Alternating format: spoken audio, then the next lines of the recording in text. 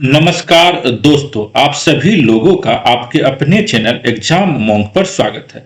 आज हम लोग एडुटेरिया के द्वारा 71वीं बीपीएससी के लिए जो टेस्ट नंबर सेकंड पब्लिश किया गया है उसको डिस्कस करने के लिए जा रहे हैं।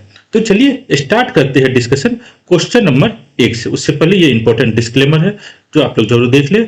तो पहला जो क्वेश्चन है इस टेस्ट पेपर का वह क्या है, तो यह कह रहा बाल गंगाधर तिलक द्वारा स्थापित होम रूल लीग का नाम क्या था। तो होम रूल लीग जो है आपको एनी बेसेंट और बाल गंगाधर तिलक दोनों के द्वारा स्टार्ट किया गया था। तो बाल गंगाधर तिलक के द्वारा जो होम रूल लीग स्टार्ट किया गया था उसका नाम क्या था, इंडियन होम रूल लीग। और एनी बेसेंट के द्वारा जो स्टार्ट किया गया था वो क्या था, all India home rule league. याद रखिएगा, जो एनी बेसेंट के द्वारा जो होम रूल लीग स्टार्ट किया गया था वो बड़े पैमाने पर किया गया था। और जो बाल गंगाधर तिलक के द्वारा अप्रैल मंथ में अप्रैल 1916 में स्टार्ट किया गया था वह बेसिकली महाराष्ट्र, कर्नाटका और सेंट्रल प्रोविंस में था।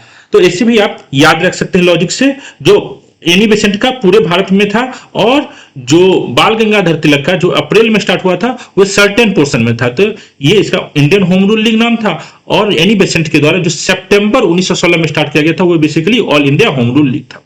तो यहां पर आंसर क्या हो जाएगा, बाल गंगाधर तिलक का, तो ऑप्शन सी हो जाएगा, इंडियन होम रूल लीग। दूसरा क्वेश्चन है, एनी बेसेंट की होम रूल लीग के सदस्यों की संख्या तिलक की होम रूल लीग के सदस्यों से कम था।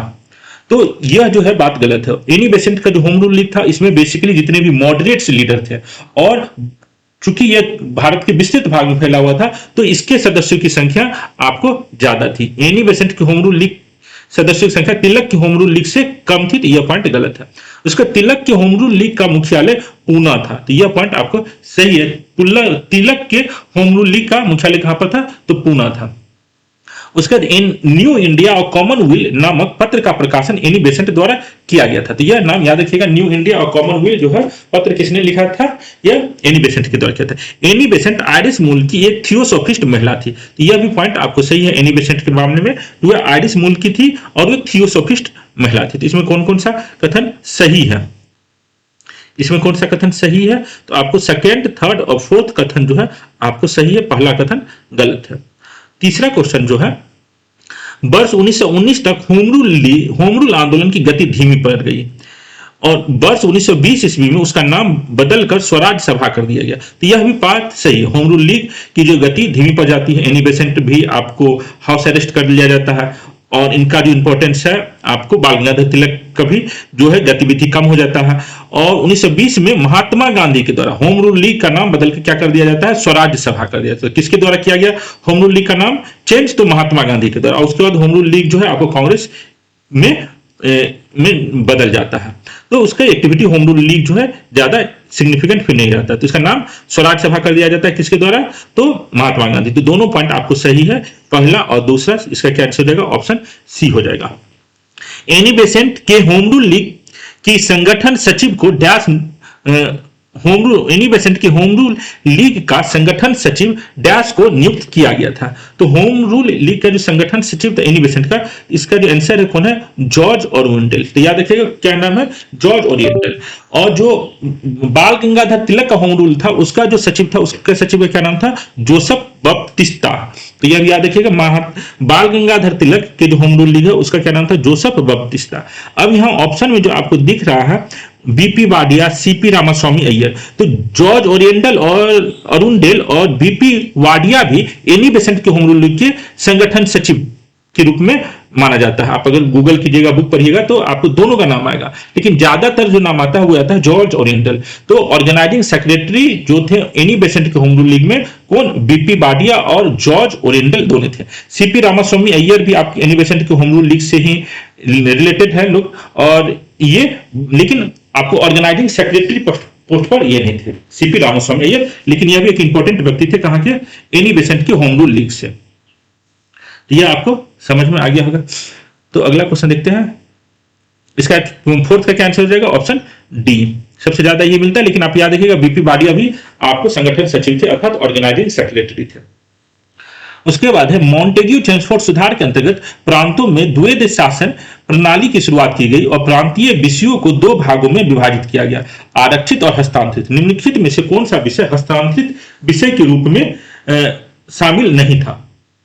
कौन सा हस्तांतरित विषय के रूप में शामिल नहीं था? तो यह है आपको भू राजस्व। भू राजस्व जो था, लैंड रेवेन्यू, जो ब्रिटिशर्स के लिए most important source of income था। तो यह जो था आपको भू राजस्व हस्तांतरित विषय, ट्रांसफर्ड सब्जेक्ट में नहीं था, यह याद रखिएगा। आपको जो प्रोवियंस में जो सब्जेक्ट ट्रांसफर किया गया था उसमें कौन कौन सा था? एजुकेशन, एग्रीकल्चर और हेल्थ था। भू राजस्व चूंकि यह इनकम से रिलेटेड है, मोस्ट इंपोर्टेंट इनकम का सोर्स था, इसलिए यह नहीं है। तो इसका क्या आंसर हो जाएगा? भू राजस्व, ऑप्शन ए। उसके बाद 1915 में भारत आगमन के पश्चात गांधी जी ने अपना प्रथम भूख हड़ताल किस आंदोलन के दौरान क्रियान्वित किया? तो गांधी जी ने अपना प्रथम भूख हड़ताल किस आंदोलन के दौरान किया था? तो अहमदाबाद मिल वर्कर्स सत्याग्रह। तो अहमदाबाद मिल वर्कर सत्याग्रह कब हुआ है? 1918। तो गांधी जी का 1917 में चंपारण होता है। अहमदाबाद मिल सत्याग्रह जो है 1918 में होता है, जहां पर उन्होंने पहला भूख हड़ताल किया था। यह आपको फरवरी 1918 में होता है। उसके बाद आपको खेड़ा सत्याग्रह होता है। तो महात्मा गांधी का याद रखिएगा, महात्मा गांधी जब भारत आते हैं तो केक खाते हैं। इसका केक का क्या मतलब हुआ? तो पहले Champaran, C for Champaran, A for Ahmedabad mill और के फॉर खेड़ा सत्याग्रह। तो यह भी एक ट्रिक है, आप याद रखने के लिए इससे याद रख सकते हैं। तो अहमदाबाद मिल सत्याग्रह में उन्होंने पहला भूख हड़ताल किया था, जो फरवरी 1918 में हुआ था। ठीक है, अगला क्वेश्चन है यहां पर, सूची 1 को सूची 2 से सुमेलित कीजिए और सूचियों के नीचे दिए गए कूट की सहायता से सही उत्तरों का चयन कीजिए। तो प्रथम असहयोग, जो फर्स्ट जो है आपको non cooperation, first non cooperation जो है आपको महात्मा गांधी के द्वारा किस आंदोलन से संबंधित है? प्रथम जन आंदोलन, फर्स्ट जो है आपको mass movement, first mass movement के बारे में पूछा है। फर्स्ट भूख हड़ताल, फर्स्ट सविनय अवज्ञा, फर्स्ट सिविल डिसोबीडियंस। तो फर्स्ट सिविल डिसोबीडियंस जो हुआ था वह कब हुआ था? चंपारण सत्याग्रह के समय। जब महात्मा गांधी को बोला गया जो आप चंपारण से चले जाए, तो महात्मा गांधी नहीं गए और इस तरीके से उन्होंने कानून का उल्लंघन किया। तो प्रथम सविनय अवज्ञा कब होता है? चंपारण सत्याग्रह। भूख हड़ताल, अभी हमने बताया अहमदाबाद मिल सत्याग्रह में उनका भूख हड़ताल भी उन्होंने किया था। फर्स्ट जन आंदोलन जो है रॉलेट सत्याग्रह, रॉलेट सत्याग्रह इनका फर्स्ट मास मूवमेंट माना जाता है। और प्रथम असहयोग जो है वो कौन सा है? खेड़ा सत्याग्रह। प्रथम असहयोग जो है नॉन कॉपरेशन जो है यह खेड़ा सत्याग्रह। तो इसका आंसर क्या हो जाएगा आपको? ए का 3। तो ए का 3 इस दोनों में है, बी का 4 और सी प्रथम भूख हड़ताल, तो ए। तो इसका आंसर क्या हो जाएगा? ऑप्शन ए हो जाएगा। तो आपको समझ आ रही है, प्रथम असहयोग पता, अर्थात फर्स्ट नॉन कॉपरेशन कौन सा है? फर्स्ट नॉन कॉपरेशन है आपको खेड़ा सत्याग्रह। फर्स्ट नॉन कॉपरेशन खेड़ा सत्याग्रह, प्रथम मास मूवमेंट जन आंदोलन रॉलेट सत्याग्रह, प्रथम भूख हड़ताल तो अहमदाबाद मिल सत्याग्रह, और प्रथम सविनय अवज्ञा, प्रथम सिविल डिसोबीडियंस कौन सा था? तो चंपारण सत्याग्रह। उसके बाद अक्टूबर 1919 में गठित डिसऑर्डर इंक्वायरी कमेटी का उद्देश्य क्या था? तो अक्टूबर 1919 में गठित डिसऑर्डर इंक्वायरी कमेटी, जिसको लोग हंटर कमेटी भी कहते हैं, इसका उद्देश्य क्या था? तो जलियांवाला बाग हत्याकांड की जांच करना। हंटर कमेटी जो है इसका उद्देश्य क्या था? जलियांवाला बाग हत्याकांड। एक हंटर कमेटी और है, उसका उद्देश्य क्या था यह आप बताइए। हम मॉडर्न हिस्ट्री में 2 हंटर कमेटी के बारे में पढ़ते हैं। एक हंटर तो आपको यहाँ पर है जलियांवाला बाग, एक और हंटर कमेटी है, उसके बारे में आप कमेंट करके मुझे बताइएगा। तो यहाँ पे आंसर क्या हो जाएगा? 8 का आंसर हो जाएगा आपको सी। एक है जलियांवाला बाग हत्याकांड की जांच के लिए गठित हंटर कमेटी में 3 भारतीय सदस्यों को भी शामिल किया गया था। इन 3 भारतीय सदस्य में कौन उस कमेटी या आयोग में शामिल नहीं था? तो इसमें जस्टिस महादेव गोविंद रानाडे, जिसको एमजी रानाडे कहते हैं, ये शामिल नहीं थे। बाकी तीनों जो है पंडित जगत नारायण, सरदार साहिब जादा सुल्तान अहमद खान, सर चिम्मन लाल हरिलाल शीतलवार, तो ये तीनों थे इस हंटर कमेटी के मेंबर। जस्टिस महादेव रानाडे इस कमेटी के मेंबर नहीं थे। याद रखिएगा, इस कमेटी के मेंबर जस्टिस महादेव रानाडे नहीं थे। ठीक है,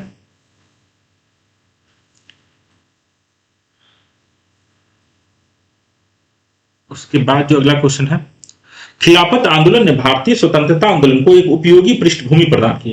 तो यह पॉइंट सही है, खिलाफत आंदोलन जो है भारतीय स्वतंत्रता आंदोलन को एक उपयोगी पृष्ठभूमि प्रदान की। खिलाफत आंदोलन भारतीय राजनीति से प्रत्यक्ष रूप से जुड़ा हुआ था। तो खिलाफत आंदोलन जो है भारतीय राजनीति से प्रत्यक्ष रूप से नहीं जुड़ा था। यह तुर्की में जो खलीफा था उसके संदर्भ में इस खिलाफत आंदोलन स्टार्ट किया गया था, भारतीय राजनीति से प्रत्यक्ष जुड़ा हुआ नहीं था। तो इसका आंसर ए जो है सही कथन, आर जो सही है कारण गलत है। तो इसका आंसर क्या हो जाएगा आपको? ए सही है, आर गलत है, आंसर हो जाएगा इसका सी। ठीक है, अगला क्वेश्चन है, रिक्त स्थानों की पूर्ति विकल्प में दिए गए उचित शब्दों के आधार पर कीजिए। 1919 में खिलाफत का अखिल भारतीय सम्मेलन डैश में आयोजित किया गया। उस सम्मेलन में अंग्रेजी वस्तुओं के बहिष्कार की मांग की गई। तो यहाँ पर जो हुआ था 19 नवंबर 1919 में खिलाफत का अखिल भारतीय सम्मेलन कहाँ हुआ था, तो ये दिल्ली में हुआ था। याद रखिएगा, ये दिल्ली में अखिल भारतीय सम्मेलन किया गया था। अगला क्वेश्चन है, निम्नलिखित कथनों पर विचार करें।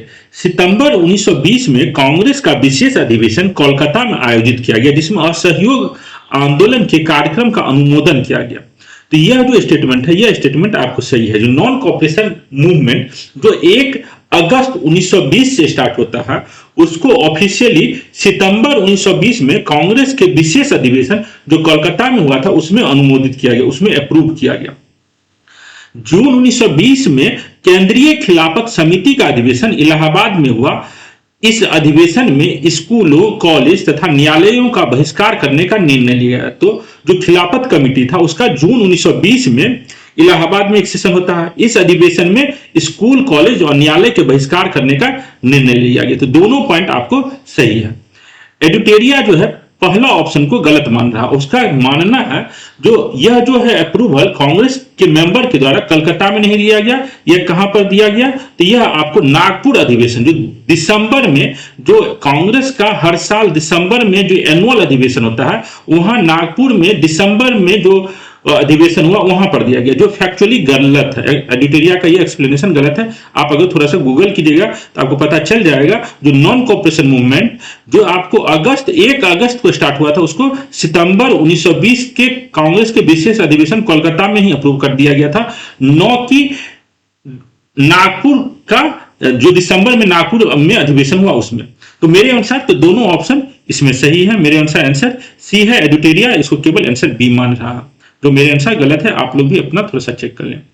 उसके अनुसार है, दिसंबर 1920 में आयोजित कांग्रेस के नागपुर अधिवेशन में कुछ संगठनात्मक परिवर्तन भी किए गए। इसमें प्रांतीय कांग्रेस कमेटियों के गठन का भी प्रावधान किया गया। प्रांतीय कांग्रेस कमेटियों के गठन का आधार क्या था? तो दिसंबर 1920 में जो नागपुर में अधिवेशन हुआ, जो एनुअल अधिवेशन था, वहां पर यह डिसीजन लिया गया जो प्रोविंस लेवल पर भी आपको कांग्रेस का कमेटी का गठन होगा, प्रांतीय कमेटी भी कांग्रेस का बनेगा। और यह प्रांतीय कांग्रेस कमेटी का गठन का आधार क्या होगा? भाषा के आधार पर।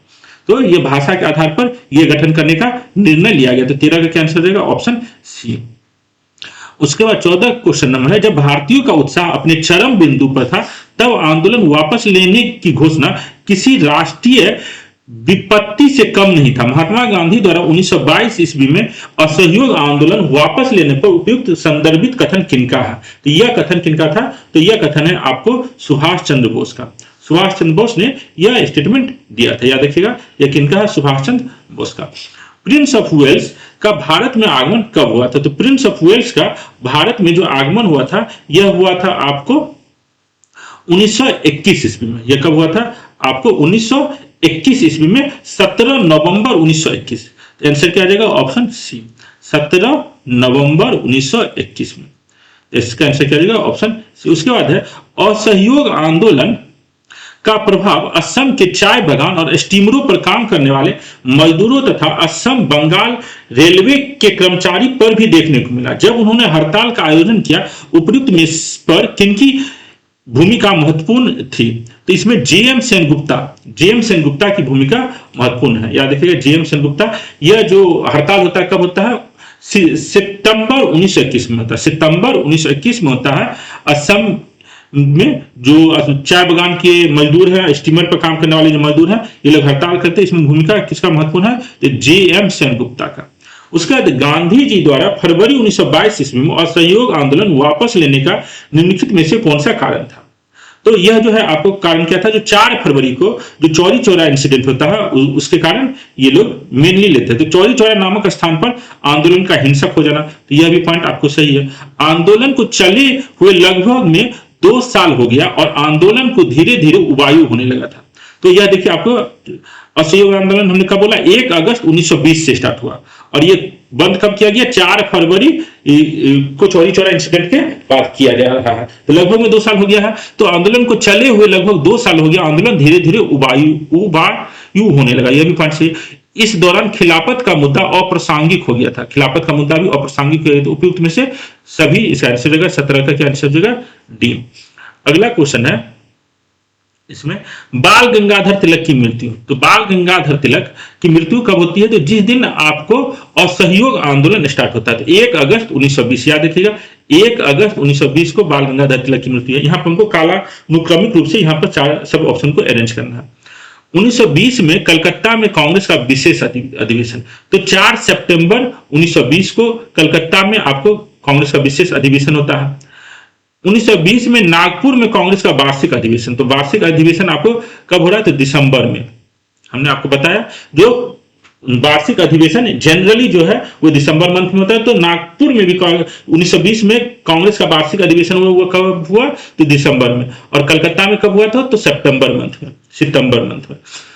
उसके बाद 1920 में केंद्रीय खिलाफत समिति का इलाहाबाद में अधिवेशन, तो 1920 में केंद्रीय खिलाफत समिति का अधिवेशन कब हुआ था, तो जून में। देखिए यहाँ पर ऑप्शन अभी यहाँ पर 12 क्वेश्चन नंबर में हम देखे थे, जो जून में इलाहाबाद में केंद्रीय खिलाफत समिति का अधिवेशन होता है, तो यहाँ पर आपको जून में। इसको अगर हमको अरेंज करना हो तो सबसे पहले क्या हुआ, चौथा ऑप्शन केंद्रीय खिलाफत समिति का, उसके बाद आपको बाल गंगाधर तिलक की मृत्यु, उसके बाद कलकत्ता में अधिवेशन, और उसके बाद नागपुर में। तो 4 1 2 3, तो 4 1 2 3 ऑप्शन क्या हो जाएगा, इसका ऑप्शन बी हो जाएगा। उसके बाद कांग्रेस खिलाफत स्वराज पार्टी के प्रथम सचिव किनको चुना गया था, तो कांग्रेस खिलाफत स्वराज पार्टी जो 1 जनवरी 1927 को बना था, 1 जनवरी 1927 को बना था, इसके सचिव कौन थे, तो मोतीलाल नेहरू। इसके सचिव कौन थे, तो मोतीलाल नेहरू। प्रेसिडेंट कौन थे, तो सीआर दास। प्रेसिडेंट कौन थे, सीआर दास। यहाँ सचिव पूछा तो इसका आंसर क्या रहेगा, मोतीलाल नेहरू। उसका निम्नलिखित में से किसे स्वराजवादियों की उपलब्धि नहीं माना जाता है, स्वराजवादियों की उपलब्धि नहीं माना था, जो स्वराज पार्टी बना था आपको 1 जनवरी 1927 को। 1925 में विट्ठल भाई पटेल का केंद्रीय विधान का अध्यक्ष के रूप में चुना जाना, यह आपको स्वराजवादियों की उपलब्धि थी।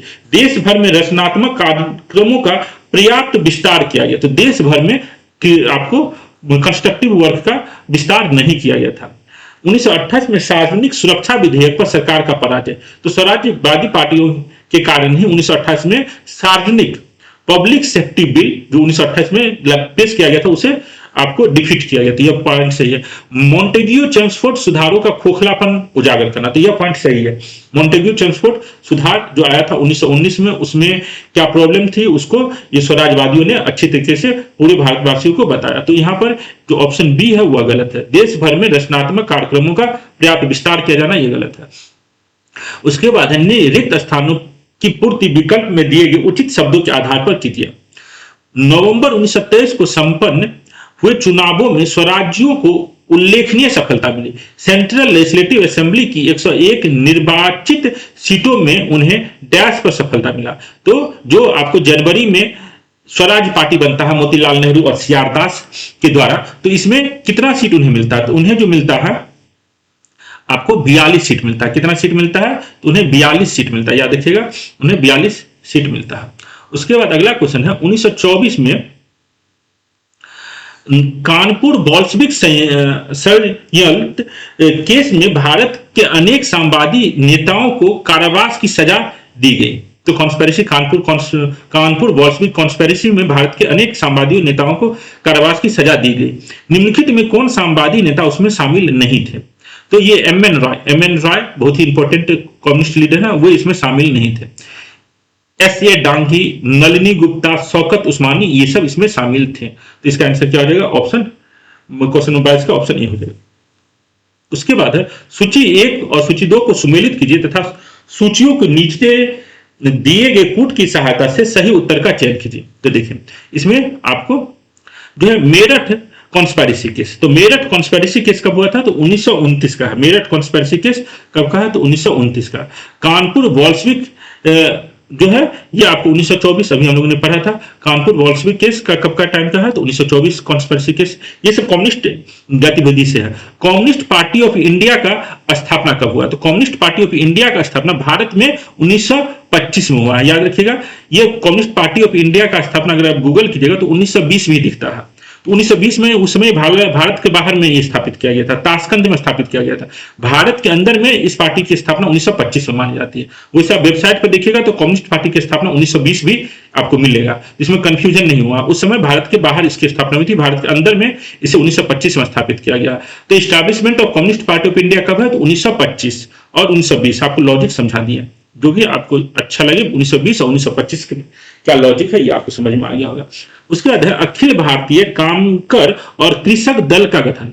Akhil Bharatiya formation for all India workers in peasant party का गठन कब हुआ है? तो ये 1928 ईस्वी में हुआ है।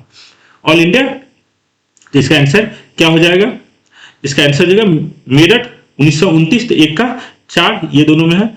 कानपुर बॉल्सविक 1924, तो ये वाला। तो इसका ऑफिशियली आंसर क्या रहेगा? ऑप्शन बी हो जाएगा। उसके बाद अगला क्वेश्चन देखते हैं। अखिल भारतीय ट्रेड यूनियन कांग्रेस के प्रथम अध्यक्ष और प्रथम सचिव कौन थे? तो अखिल भारतीय ट्रेड यूनियन कांग्रेस जो 1920 ईस्वी में बॉम्बे में बना था, इसके अध्यक्ष कौन थे? तो लाला लाजपत राय थे। और इसके सचिव कौन थे? तो दीवान चमन लाल था। तो याद रखिएगा, जो बॉम्बे में आपको all India trade union Congress बनता है, इसके अध्यक्ष कौन थे? तो अध्यक्ष थे, प्रेसिडेंट थे आपको लाला लाजपत राय और सचिव थे इसके दीवान चमन लाल। अगला क्वेश्चन है, गुजरात के बारदोली क्षेत्र में किसान आंदोलन किस वर्ष हुआ था? तो किसान आंदोलन आपको बारदोली क्षेत्र में 1928 में हुआ था, जिसमें आपको सरदार वल्लभ भाई पटेल ने लीड किया था। तो इसका आंसर क्या हो जाएगा? आपको 1928। अगला क्वेश्चन है, प्रथम विश्व युद्ध के पश्चात मजदूर तथा श्रमिक संघवाद ने नए उभरते हुए वर्ग की क्रांतिकारी ऊर्जा को राष्ट्रवादी क्रांति में लगाने में प्रोत्साहित किया। तो यह पॉइंट सही है। प्रथम विश्व युद्ध के पश्चात मजदूर तथा श्रमिक संघवाद ने नए उभरते हुए वर्ग की क्रांतिकारी ऊर्जा को राष्ट्रवादी क्रांति में लगाने में प्रोत्साहित किया। नए साम्यवादी समूहों का उदय, मार्क्सवाद और समाजवाद दरिद्रतम श्रमिक वर्ग के हित के पक्षधर थे। तो कम्युनिस्ट जो लीडर थे, ये लोग जो थे आपको क्या किए? कम्युनिस्ट जो लीडर थे उस आपको जो पुअर आदमी था उस सबके हितों की बात किया। The rise of new communist group Marxism and socialism stood for the interest of poorest working class. तो आज भी देखिएगा पुअरेस्ट वर्किंग क्लास की बातें कौन ज्यादा करता है? जो कम्युनिस्ट और सोशलिस्ट पार्टी के मेंबर होते थे। दोनों पॉइंट आपको सही है, लेकिन एक दूसरे की व्याख्या नहीं कर रहा। जो फर्स्ट वर्ल्ड वॉर के बाद ये लोग करने लगे थे, ये बात सही है। जो पुअर और सोशलिस्ट लोगों की बात कर रहे थे, तो दोनों स्टेटमेंट आपस में सही है, लेकिन ये एक दूसरे की व्याख्या नहीं कर रहा है। जो फर्स्ट वर्ल्ड वॉर के कारण ही ऐसा हुआ, ये कारण नहीं है। अगला क्वेश्चन है, 1920 के प्रारंभ में सरकार ने जेल में बंद विभिन्न क्रांतिकारियों को आम माफी देकर रिहा किया। यह पॉइंट सही है। जो क्रांतिकारी सबको आपको फर्स्ट वर्ल्ड वॉर के समय जनरली बंद किया गया था, उस सबको भी 1920 के प्रारंभ में सरकार ने जेल में बंद विभिन्न क्रांतिकारियों को माफी दिया। सरकार मॉन्टेग्यू चेम्सफोर्ड सुधार को लागू करने के लिए देश में सद्भावना का वातावरण बनाना चाहता था। तो ये दोनों जो पॉइंट है सही है। इसका आंसर क्या रहेगा? ऑप्शन ए है। तो सरकार मॉन्टेग्यू चेम्सफोर्ड सुधार को लागू करने के लिए देश में सद्भावना का वातावरण बनाना चाहता था, जिसके कारण जेल में बंद विभिन्न क्रांतिकारियों को माफी देकर रिहा किया गया। इसका आंसर क्या रहेगा? Option A. पाथेर दावी नामक क्रांतिकारी पुस्तक के रचयिता कौन है? तो पाथेर दावी नामक क्रांतिकारी पुस्तक के रचयिता शरद चंद्र चट्टोपाध्याय थे। जो रिवोल्यूशनरी एक्टिविटीज से में जो लगे हुए लोग हैं, उनकी कहानी इस उपन्यास में बताया है। तो इसका आंसर क्या आ जाएगा आपको 28 नंबर का? तो शरद चंद्र उपाध्याय। उसके बाद जो है सॉन्डर्स हत्याकांड, काकोरी कांड, केंद्रीय विधानसभा में बम विस्फोट, हिंदुस्तान रिपब्लिकन एसोसिएशन की स्थापना। उपयुक्त घटनाक्रमों को काल क्रमानुसार व्यवस्थित कीजिए। तो इसमें देखिए सॉन्डर्स हत्याकांड आपको कब होता है? तो सॉन्डर्स हत्याकांड जो है आपको भगत सिंह, सुखदेव और राजगुरु के द्वारा किया जाता है। सॉन्डर्स हत्याकांड यह कब है? 17 दिसंबर 1928। कब है? 17 दिसंबर 1928। किसके द्वारा किया जाता है? मेनली भगत सिंह है, उसके अलावा राजगुरु और सुखदेव। काकोरी कांड कब होता है? तो 9 अगस्त 1925। याद रखिएगा 9 अगस्त 1925 को काकोरी कांड होता है। 9 अगस्त 1925 को काकोरी कांड होता है। केंद्रीय विधानसभा में बम विस्फोट, केंद्रीय विधानसभा में बम विस्फोट कब होता है? तो यह होता है 8 अप्रैल 1929। 8 अप्रैल 1929 को। इसमें भी भगत सिंह रहते हैं और बटुकेश्वर दत्त रहते हैं। तो केंद्रीय विधानसभा में बम विस्फोट कब होता है? 8 अप्रैल 1929। और हिंदुस्तान रिपब्लिकन एसोसिएशन की स्थापना 1924 में होता है। हिंदुस्तान सोशलिस्ट रिपब्लिकन एसोसिएशन की स्थापना 1928 में होता है, याद रखिएगा। हिंदुस्तान सोशलिस्ट रिपब्लिकन एसोसिएशन की स्थापना 1928, लेकिन हिंदुस्तान रिपब्लिकन एसोसिएशन की स्थापना 1924 में होता है। तो सॉन्डर्स हत्याकांड कब है? 17 दिसंबर 1928 को लाहौर में होता है।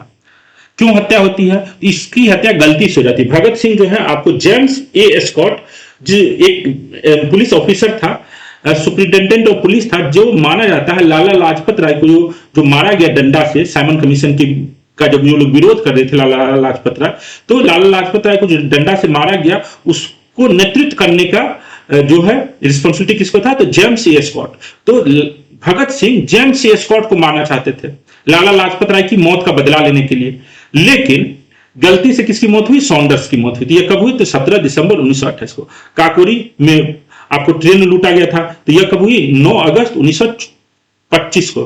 केंद्रीय विधानसभा में बम विस्फोट कब हुआ? तो 8 अगस्त 1928, 8 अप्रैल है, 8 अप्रैल 1900, बम ब्लास्ट 8 अप्रैल 1929, 8 अप्रैल 1929 को हुआ। और हिंदुस्तान रिपब्लिकन एसोसिएशन की स्थापना कब हुई? 1924। तो इसको अगर हम लोग अरेंज करेंगे तो क्या हो जाएगा आपको? तो 4, सबसे पहले 4 2 4 2 1 3, तो ऑप्शन क्या हो जाएगा आपको? बी हो जाएगा। ठीक है, अगला क्वेश्चन है। तो अगला क्वेश्चन जो है ये 30 नंबर का जो क्वेश्चन है, इसमें आपको मिलान करना है। तो भारतीय विधि आयोग, ली आयोग, मुदुमन समिति और लिथोगो समिति, इसमें देखिए ली आयोग जो है ये 1923 ईस्वी में आया था। ये कब आया था? 1923 ईस्वी में ये आपको ली आयोग बना है। मुदुमन समिति यह आपको 1924 में बना है, 1924। लिथोगो आयोग जो है ये 1926 का आयोग है। और भारतीय विधि आयोग, जिसको Indian law commission, Simon commission भी कहते हैं, 1927 का है। तो यहां पर आपको देखिए सबसे पहले ली आयोग जो 1927 में बना था, इसका क्या काम था? तो सिविल सेवा में भर्ती की पद्धति की जांच, ली आयोग। मुदुमन समिति जो 1924 में बना था, इसका क्या काम था? तो यह था monitoring of system of dyarchy in the province, प्रांतों में द्वैत शासन प्रणाली की निगरानी। लिथोगो आयोग जो आया था 1926 में, इसका क्या काम था? तो भारत की कृषि और ग्रामीण अर्थव्यवस्था की स्थिति की जांच, inquiry into the state of agriculture and rural economy of India. और भारतीय विधि आयोग जो सबसे इंपॉर्टेंट है वह सरकारी व्यवस्था, शिक्षा के प्रसार और प्रतिनिधि संस्थाओं का अध्ययन, study of the system of government, spread of education and representative institution, ये कब आया है? तो 1927।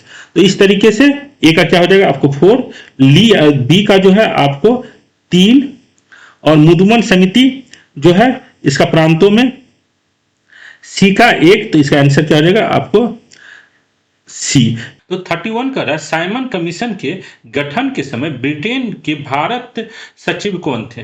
तो secretary of state for India आपको 1927 ईस्वी में कौन थे? तो यह थे आपको लॉर्ड बर्कनहेड। याद रखिएगा कौन थे? लॉर्ड बर्कनहेड थे, जो आपको secretary of state of India कब से कब तक बने थे? तो यह बने थे आपको 1924 से लेके 1928 तक। याद रखिएगा कब से कब तक है? तो 24 से लेके 1928 तक। आपको यहाँ पर है लॉर्ड ली लिथोगो का नाम। तो लॉर्ड ली लिथोगो जो थे हमारे भारत में गवर्नर जनरल ऑफ इंडिया थे। लॉर्ड ली लिथोगो भारत के गवर्नर जनरल ऑफ इंडिया कब से कब तक थे? तो 1936 से लेके 1943 तक। लॉर्ड ली लिथोगो का टाइम पीरियड क्या है? 1936 से लेके 1943 तक। क्लीमेंट एटली जो थे आपको ब्रिटेन के प्राइम मिनिस्टर थे। ब्रिटेन के प्राइम मिनिस्टर कब से कब तक थे? तो 1945 से लेके 1951 तक। और विंस्टन चर्चिल जो थे यह आपको 2 बार प्राइम मिनिस्टर बने थे। एक बार बने थे 1940 से लेके 1945, और फिर 1951 से लेके 1955 तक। तो चारों ऑप्शन समझ में आ गया। यहां पर लॉर्ड बर्कनहेड आपको ब्रिटेन के भारत सचिव बने थे कब? 1924 से 1928, और साइमन कमीशन जब 1927 इसमें बना था तो यही थे। तो लॉर्ड बर्कनहेड ही भारत के सचिव थे। तो इसका आंसर क्या हो जाएगा? ऑप्शन ए हो जाएगा।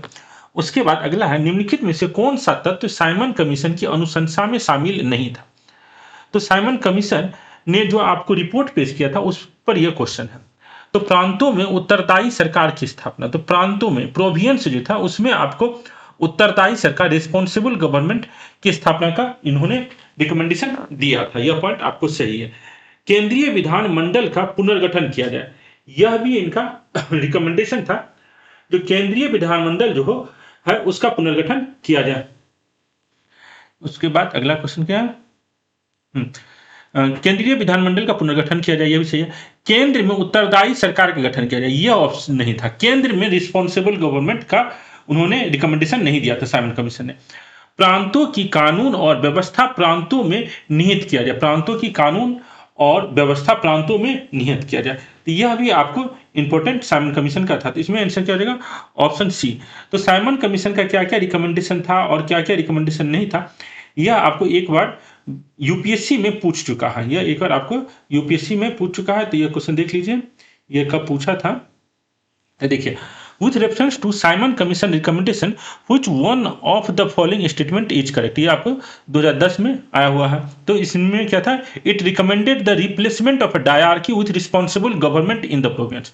तो साइमन कमीशन ने 1919 में जो प्रोविंस में डायरकी लाया गया था, ट्रांसफर सब्जेक्ट और रिजर्व सब्जेक्ट का कंसेप्ट लाया गया था, उसको कहा रिप्लेस करके रिस्पॉन्सिबल गवर्नमेंट बनाने का। तो यह पॉइंट आपको सही है जो ऑप्शन में था। It propose the setting of inter provincial council under the home department, यह नहीं कहा था। It suggested the abolition of bicameral legislature at the centre, इसकी बात है बाइकैमरल लेजिस्लेचर जो 1919 में सेंटर में आया था, और 1935 में बाइकैमरल लेजिस्लेचर आपको डिफरेंट प्रोविंसेज में आया था। तो यह भी ऑप्शन गलत है, एबोलिशन ऑफ बाइकैमरल लेजिस्लेचर नहीं था। It recommended the creation of Indian Police Service with provision for increase pay and allowance for British recruit as compare to Indian recruit, तो यह भी गलत है। तो हम पॉइंट ये दिखाना चाहते हैं, चूंकि यूपीएससी में एक बार साइमन कमीशन के रिकमेंडेशन पे क्वेश्चन आ चुका है, तो हो सकता है आपको जो है आगामी साल में बीपीएससी में भी यह क्वेश्चन बने। तो यह क्वेश्चन आपको अच्छा क्वेश्चन था। नेक्स्ट क्वेश्चन हम लोग देखते हैं। तो यहां क्या हो जाएगा, केंद्र में उत्तरदायी सरकार का गठन किया जाए, यह अनुशंसा इन्होंने नहीं किया था। उसके बाद है नेहरू रिपोर्ट अगस्त 1928 के संदर्भ में निम्नलिखित कथनों पर विचार करें। तो नेहरू रिपोर्ट जो 1928 ईस्वी में प्रेजेंट किया गया था अगस्त महीना में, इसमें 19 मौलिक अधिकारों की मांग की गई थी। तो यह पॉइंट सही है। नेहरू रिपोर्ट में 19 फंडामेंटल राइट्स लिखा हुआ था। इसमें सिंध को एक अलग प्रांत बनाने की मांग की गई, यह भी सही है। इसमें प्रांतीय विधानसभाओं का कार्यकाल 3 वर्ष निर्धारित करने की बात की गई थी। तो नहीं, प्रांतीय विधानसभाओं का कार्यकाल 5 वर्ष करने का बात की गई थी। कितना, 5 वर्ष। इसमें भारत को पूर्ण औपनिवेशिक स्वराज्य का दर्जा मिले, इसमें उन्होंने डोमिनियन स्टेट का डिमांड किया था। तो यहां पर जो है ऑप्शन 1 2 4 जो है आपको सही है। इसका आंसर क्या हो जाएगा, तो आंसर हो जाएगा आपको ऑप्शन बी, क्योंकि जो सी है वह गलत है। इसका आंसर क्या हो जाएगा, ऑप्शन बी। एक सेकंड, तो यहां पर क्या हो जाएगा, ऑप्शन बी हो जाएगा। ठीक है, एक बार हम लोग इसके जो अधिकार से मांगा गया है, एक बार हम लोग नेहरू रिपोर्ट में देख लेते हैं, जो नेहरू रिपोर्ट में क्या क्या लिखा हुआ था। तो यह है आपको नेहरू रिपोर्ट, देखिए।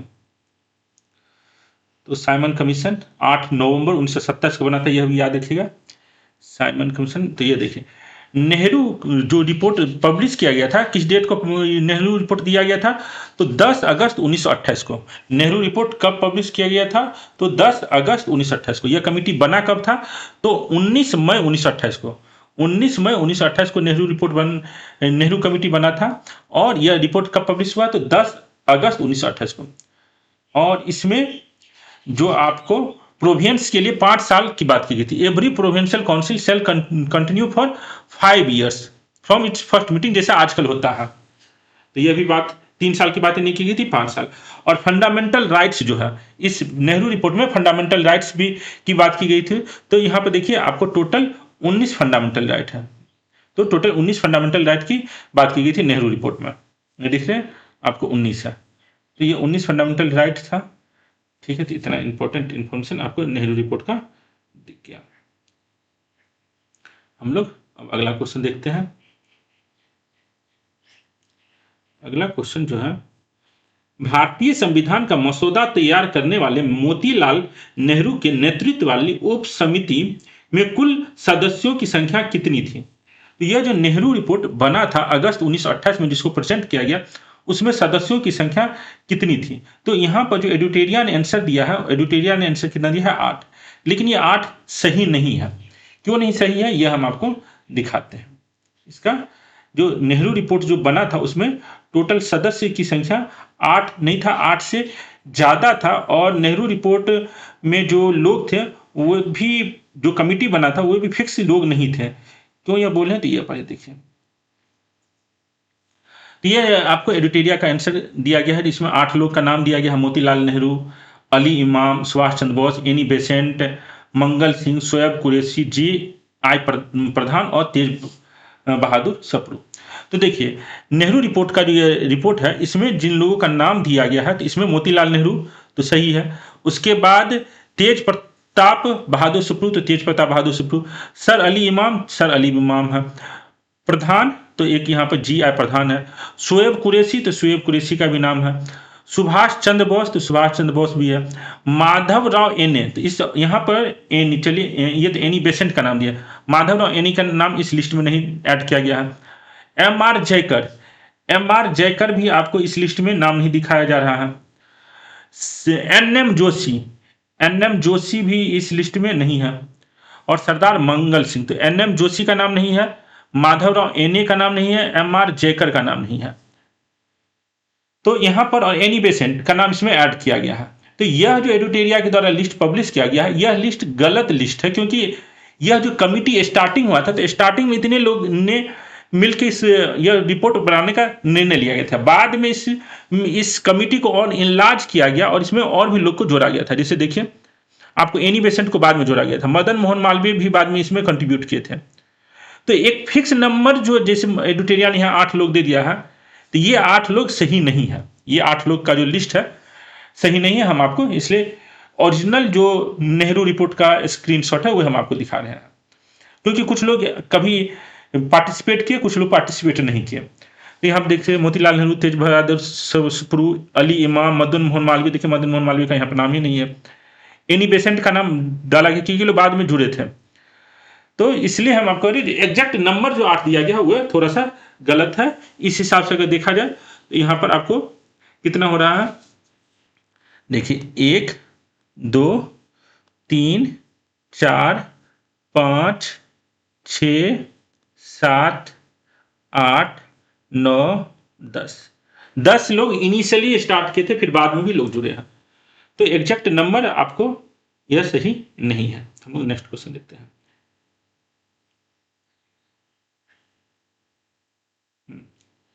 तो अगला क्वेश्चन देखते हैं। तो यह जो है आपको समझ में आ गया, ये 8 लोग एडुटेरिया ने आंसर दिया है, लेकिन हमने आपको दिखाया जो यह सही क्यों नहीं है, ये 8 का लिस्ट। ठीक है, अगला क्वेश्चन है, दिसंबर 1928 में नेहरू रिपोर्ट की समीक्षा के लिए किस स्थान पर सर्वदलीय सम्मेलन का आयोजन किया गया। तो दिसंबर 1928 में आपको नेहरू रिपोर्ट की समीक्षा के लिए सर्वदलीय सम्मेलन का आयोजन कोलकाता में किया गया था। तो यह नेहरू रिपोर्ट से ही रिलेटेड है। इसका अध्यक्षता कहाँ किया गया था, तो यह आपको कलकत्ता में किया गया था, जिसमें मोहम्मद अली जिन्ना ने आपको नेहरू रिपोर्ट को एक्सेप्ट करने से मना किया था। तो यह भी एक इंपॉर्टेंट कलकत्ता में अधिवेशन है। ये देखिए Muslim reaction to Nehru report at all parties convention held in Kolkata in December 1928 Mohammad Ali Jinnah demanded 1/3 representation for Muslim in the central legislature. तो 1/3 जो हो सेंट्रल लेजिस्लेचर का स्ट्रेंथ मुस्लिम को होना चाहिए। ये किसका डिमांड था, मोहम्मद अली जिन्ना का। As this was not accepted, he joined the groups led by Aga Khan and Muhammad Safi, and All India Muslim Conference was held in Delhi on 1st January 1929 and it passed a resolution emphasizing two principles। तो point अलग है। जो मुस्लिम जो league था उन्होंने अपना reaction कहाँ पर दिया था, ऑल पार्टीज कॉन्फ्रेंस जो कोलकाता में दिसंबर 1928 में हुआ था। उन्होंने डिमांड किया था जो सेंट्रल लेजिस्लेचर में टोटल स्ट्रेंथ का 1/3 मुस्लिम को मिलना चाहिए, जो एक्सेप्ट नहीं किया गया था कांग्रेस के द्वारा। ये अभी आपको समझ में आ गया। नेक्स्ट क्वेश्चन देखते हैं। नेक्स्ट है, सविनय अवज्ञा आंदोलन के लिए नमक को केंद्रीय मुद्दे के रूप में चुने जाने के कारण के संबंध में निम्नलिखित कथनों पर विचार करें। पूर्ण स्वराज की विचारधारा में नमक उससे प्रत्यक्ष रूप से संबंध था। तो यह बात सही है, पूर्ण स्वराज की अवधारणा में नमक उससे प्रत्यक्ष रूप से, नमक गरीब व्यक्तियों को प्रभावित करता था। तो नमक को इसलिए महात्मा गांधी ने चुना था, जो नमक जो था पूरे भारत के लोगों को के जीवन से जुड़ा हुआ था। तो यहां पर जो है नमक के चुने जाने के कारण पूर्ण स्वराज की अवधारणा में नमक उससे प्रत्यक्ष रूप से जुड़ा हुआ था, और नमक गरीब व्यक्ति को भी प्रभावित करता था। तो आंसर क्या है इसका? ऑप्शन सी है। उसके बाद नमक सत्याग्रह के दौरान केरल में कालीकट से पोयनूर तक पद यात्रा करने वाले कांग्रेस के नेता कौन थे? तो नमक सत्याग्रह के दौरान भारत के अलग अलग भागों में अलग अलग नेताओं ने नेतृत्व किया था। तो आपको कालीकट से पोयनूर तक जिन्होंने किया उसका क्या नाम है? के कलप्पन नायर। के कलप्पन नायर। तो इसका आंसर क्या हो जाएगा? के कलप्पन नायर। अब यहाँ पर राजा जी का नाम है गोपाल बंधु चौधरी, और जो नाम दिया गया है मनीलाल। तो इन लोगों ने आपको कहाँ पर लीड किया? तो यह भी आप लोग देखिए, इन लोगों का जो स्थान है तो ये देखिए, चक्रवर्ती राजगोपालचार्य ने आपको त्रिचिनपल्ली इटू बद्रानम तमिलनाडु, इसको बद्रानम मार्च भी कहते हैं। जैसे गांधी जी का दांडी मार्च है, तो बद्रानम मार्च किनका था? तो चक्रवर्ती राजगोपालचार्य, जिसको हम लोग राजा जी के नाम से भी जानते हैं। तो त्रिचिनपल्ली टू बद्रानम ये गए थे। के कलप्पन का तो बता ही दिया। ये आपको पय्यनूर साल सत्याग्रह के लिए जानते हैं। गोपाल बंधु चौधरी ये उड़ीसा में from Cuttack to Balasore district में ये यात्रा किए थे। और मनीलाल जो थे वो धरसाना जो गुजरात में है वहां पर ये लीड किए थे, मनीलाल। तो यह सभी नाम आपको याद रखना होगा। मनीलाल धरसाना, गोपाल बंधु चौधरी का उड़ीसा में नमक सत्याग्रह को लीड किए थे। के कलप्पन नायर आपको केरला में, और तमिलनाडु में राजा जी। यह 4 लोगों का नाम आपको समझ में आ गया होगा। नेक्स्ट क्वेश्चन देखते हैं। रिक्त स्थानों की पूर्ति विकल्प में दिए गए उचित शब्दों के आधार पर कीजिए। नमक सत्याग्रह की सबसे तीव्र प्रतिक्रिया डैश में हुई। यहाँ 21 मई 1930 को सरोजनी नायडू, इमाम साहब और गांधी जी के पुत्र मनीलाल ने 2000 आंदोलनकारियों के साथ नमक कारखाने पर धावा बोला। तो यह कहां पर है? धरसाना। तो महात्मा गांधी जी के पुत्र मनीलाल, सरोजनी नायडू और इमाम साहब ने कहां पर धावा बोला था? तो यह धरसाना में। तो यह भी याद रखिएगा। गांधी इरविन समझौता कब हुआ था? तो गांधी इरविन समझौता जो है फाइनली कंक्लूड हुआ था आपको 5 मार्च 1931 को। 5 मार्च 1931 को गांधी इरविन समझौता। फरवरी महीना में से गांधी जी और इरविन में बात होना शुरू हुआ था, और फाइनली जो है 5 मार्च को गांधी इरविन समझौता जो है कंक्लूड हुआ था। तो यह भी एक इंपॉर्टेंट डेट है। तो यह देखिए, गांधी इरविन समझौता से रिलेटेड डॉक्यूमेंट है। तो देखिए, the first formal meeting between Mahatma Gandhi and Lord Irwin to discuss what became the Gandhi Irwin pact took place on February 17, 1931। They held a total of 8 meeting over the 3 week. वे 8 meeting में participate किए 3 सप्ताह तक, leading up to the signing of pact on 5 March 1931। तो finally जो है इन दोनों के बीच में एग्रीमेंट जो है, नोटिफिकेशन जो निकला एग्रीमेंट का, वह निकला है कब? 5 मार्च 1931 को notification. The following statement by the governor general in council is published by general information. तो अलग अलग consequent on the conversation that have taken place between His Excellency the Viceroy और mister Gandhi, it has been arranged that the civil। तो अलग अलग point है। तो finally जो एग्रीमेंट हुआ महात्मा गांधी और वायसराय लॉर्ड इरविन के बीच में, कब हुआ एग्रीमेंट? पब्लिश्ड हुआ ये आपको 5 मार्च 1931 को हुआ। तो यह भी आपको समझ में आ गया होगा। अगला क्वेश्चन है, ठीक है, अगला क्वेश्चन है, कथन ए और आर के पर विचार कीजिए और नीचे दिए गए विकल्प के आधार पर सही उत्तर का चयन कीजिए। तो 1931 का कांग्रेस का कराची प्रस्ताव वास्तव में कांग्रेस की मूलभूत राजनीतिक और आर्थिक नीतियों का दस्तावेज था। तो 1931 का जो कराची प्रस्ताव था, कराची जो है उसमें कांग्रेस की मूलभूत राजनीतिक और आर्थिक नीतियों का दस्तावेज था। यह पॉइंट आपको सही है, ये याद रखिएगा। कराची प्रस्ताव में नागरिक स्वतंत्रता को संरक्षित करने के लिए मौलिक अधिकार के साथ साथ सामाजिक आर्थिक सिद्धांत की भी एक सूची सामने रखी गई थी। तो जो फंडामेंटल राइट्स की बातें मोतीलाल नेहरू रिपोर्ट में की गई थी, नेहरू रिपोर्ट में, उसी तरीके से फंडामेंटल राइट्स की बातें आपको कराची प्रस्ताव में भी रखा गया था। तो जब हम लोग फंडामेंटल राइट्स के हिस्ट्री को पढ़ते हैं तो उसमें कराची प्रस्ताव को ही पढ़ते हैं। तो यह दोनों कथन जो है आपको सही है, और इसका आंसर क्या हो जाएगा? आपको 40 का आंसर हो जाएगा आपको ए। ठीक है, नेक्स्ट है प्रथम गोलमेज सम्मेलन जो 12 नवंबर 1930 से जनवरी 1931 तक लंदन में आयोजित हुई, उसकी अध्यक्षता किसने की थी? तो यह अध्यक्षता किसने की थी? तो यह अध्यक्षता की थी आपको रेमसे मैकडोनाल्ड। रेमसे मैकडोनाल्ड ने इसकी अध्यक्षता की थी। यह उस समय वहां के क्या थे? प्राइम मिनिस्टर थे।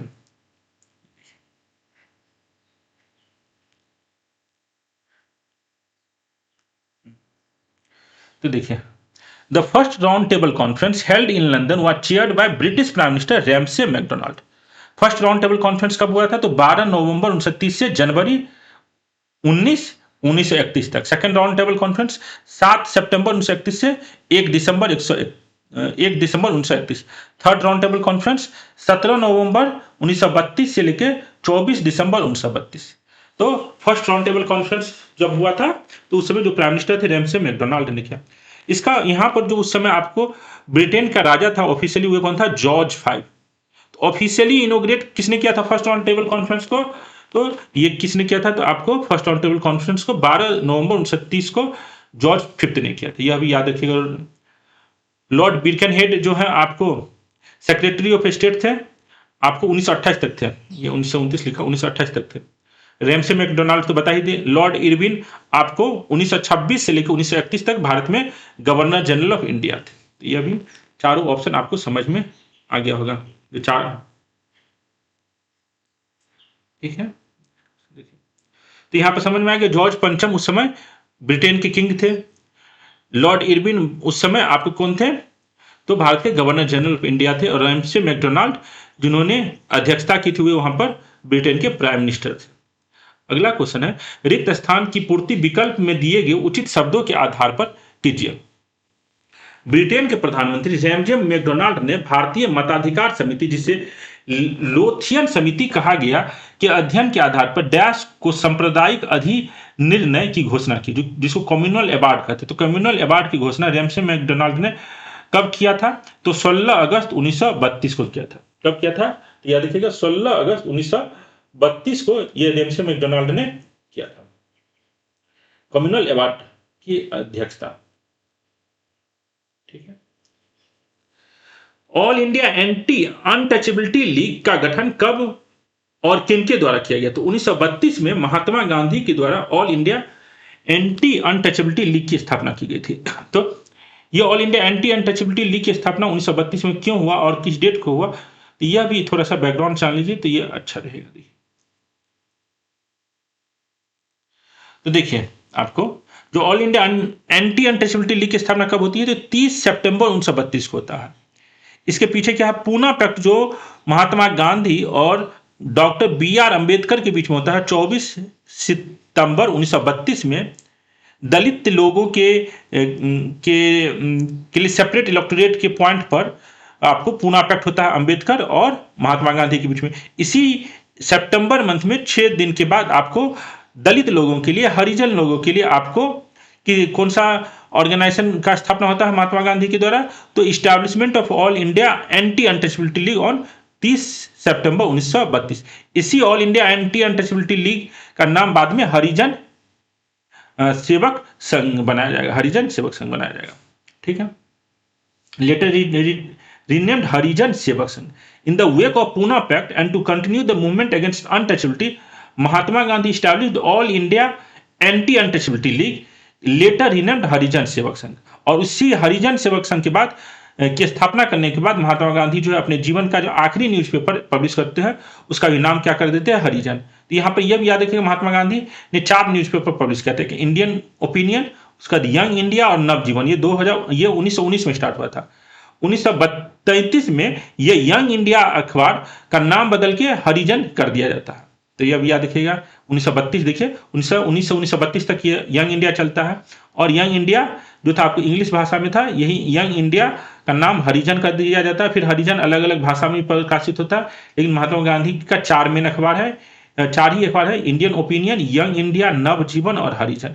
तो महात्मा गांधी और all India anti untouchability league का क्या कनेक्शन है, ये हम आपको समझा दिए। द्वितीय गोलमेज सम्मेलन में भाग लेने के लिए महात्मा गांधी किस जहाज से लंदन के लिए रवाना हुए थे? तो किस जहाज से लंदन के लिए रवाना हुए थे? तो ये था आपको राजपुताना, SS राजपुताना। उसके धरसाना नामक नमक सत्याग्रह की घटना पर एक अमेरिकी पत्रकार ने जीवंत प्रस्तुतिकरण किया। उस पत्रकार का क्या नाम था? तो उस पत्रकार का नाम था वेब मिलर। पत्रकार का क्या नाम था? Web Miller. लाल कुर्ती आंदोलन के प्रणेता कौन थे? तो लाल कुर्ती आंदोलन के प्रणेता थे आपको बादशाह खान। यह लाल कुर्ती जो है, जिसको हम लोग खुदाई खिदमतगार भी कहते हैं, ये 1929 ईस्वी में स्थापित किया गया था। ये देखिए, खुदाई खिदमतगार। देखिए, सबसे पहले आपको 29 अगस्त 1931 को एसएस राजपूताना जहाज से महात्मा गांधी लंदन जाते हैं। उसके बाद रेड शर्ट ऑर्गेनाइजेशन कब बना था? 1929 ईस्वी में बना था, जिसको हम लोग खुदाई खिदमतगार पार्टी भी कहते हैं। ये लोग चूंकि लाल वस्त्र धारण करते थे, Khudai Khidmatgar wore red uniform, earning the nickname the red shirt. The name was intentionally introduced and spread by the British to be used as a substitute for the name Khudai Khidmatgar. किसके द्वारा स्थापना किया गया था? तो अब्दुल गफ्फार खान, जिसको बादशाह खान भी कहते हैं। निक नेम क्या था? Red shirt organisation. ये जो ऑर्गेनाइजेशन बना था, मेंबर वो red shirt as a uniform. चूंकि इसके मेंबर जो होते थे वो लाल शर्ट पहनते थे, इसलिए इसको लाल कुर्ती ऑर्गेनाइजेशन भी कहते हैं, रेड ड्रेस लाल शर्ट। तो ये आपको समझ में आ गया। Year of foundation 1929, frontier Gandhi. ठीक है, नेक्स्ट क्वेश्चन।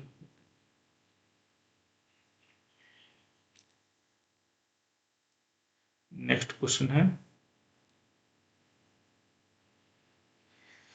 सविनय अवज्ञा आंदोलन के दौरान रानी गायदुनुलू ने किस क्षेत्र में अपना प्रशंसनीय योगदान किया?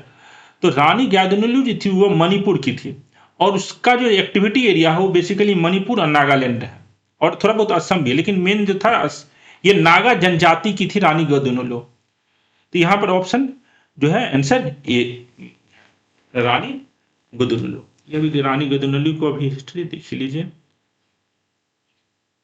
रानी गायदुनुलू,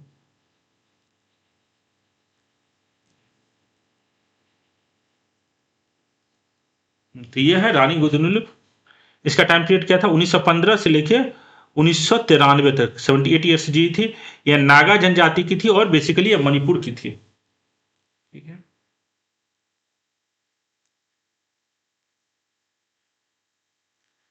नेक्स्ट क्वेश्चन।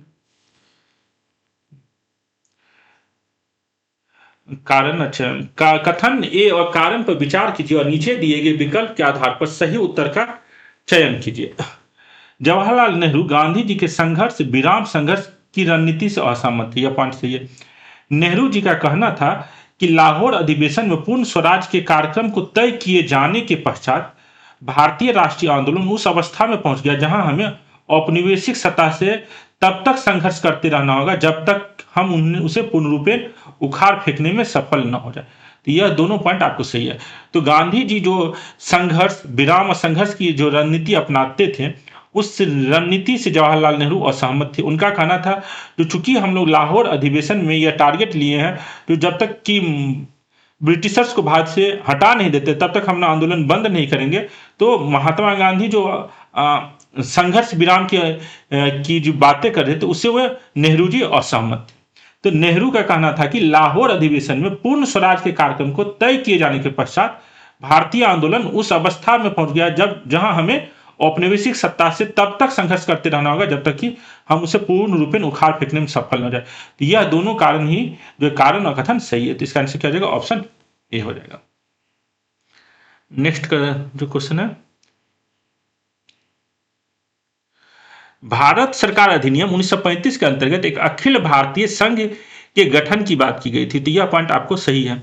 यह अखिल भारतीय संघ 1937 ईस्वी के चुनाव के पश्चात अस्तित्व में आ गया था। तो जो फेडरेशन की बात गवर्नमेंट ऑफ इंडिया एक्ट 1935 में की गई, वह फेडरेशन कभी भी अस्तित्व में नहीं आया। तो कौन सा कथन सही है? तो केवल कथन एक सही है इसमें। 1937 के प्रांतीय चुनाव के पश्चात कांग्रेस ने अनेक प्रांतों में मंत्रिमंडल का गठन किया। निम्नलिखित में से किस प्रांत में मंत्रिमंडल का गठन नहीं किया गया था?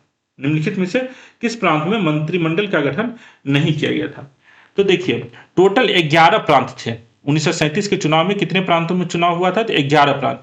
उसमें बंगाल में आपको कांग्रेस का सरकार नहीं बना था। असम में बना था, उड़ीसा में बना था, उसके बाद नॉर्थ वेस्ट फ्रंटियर में बना था, आपको बंगाल में नहीं बना था। तो ये जो 1937 का चुनाव है, इसमें कहां कहां सरकार बना और किस पार्टी ने सरकार बनाया, यह एक इंपॉर्टेंट इंफॉर्मेशन है। तो देखिए,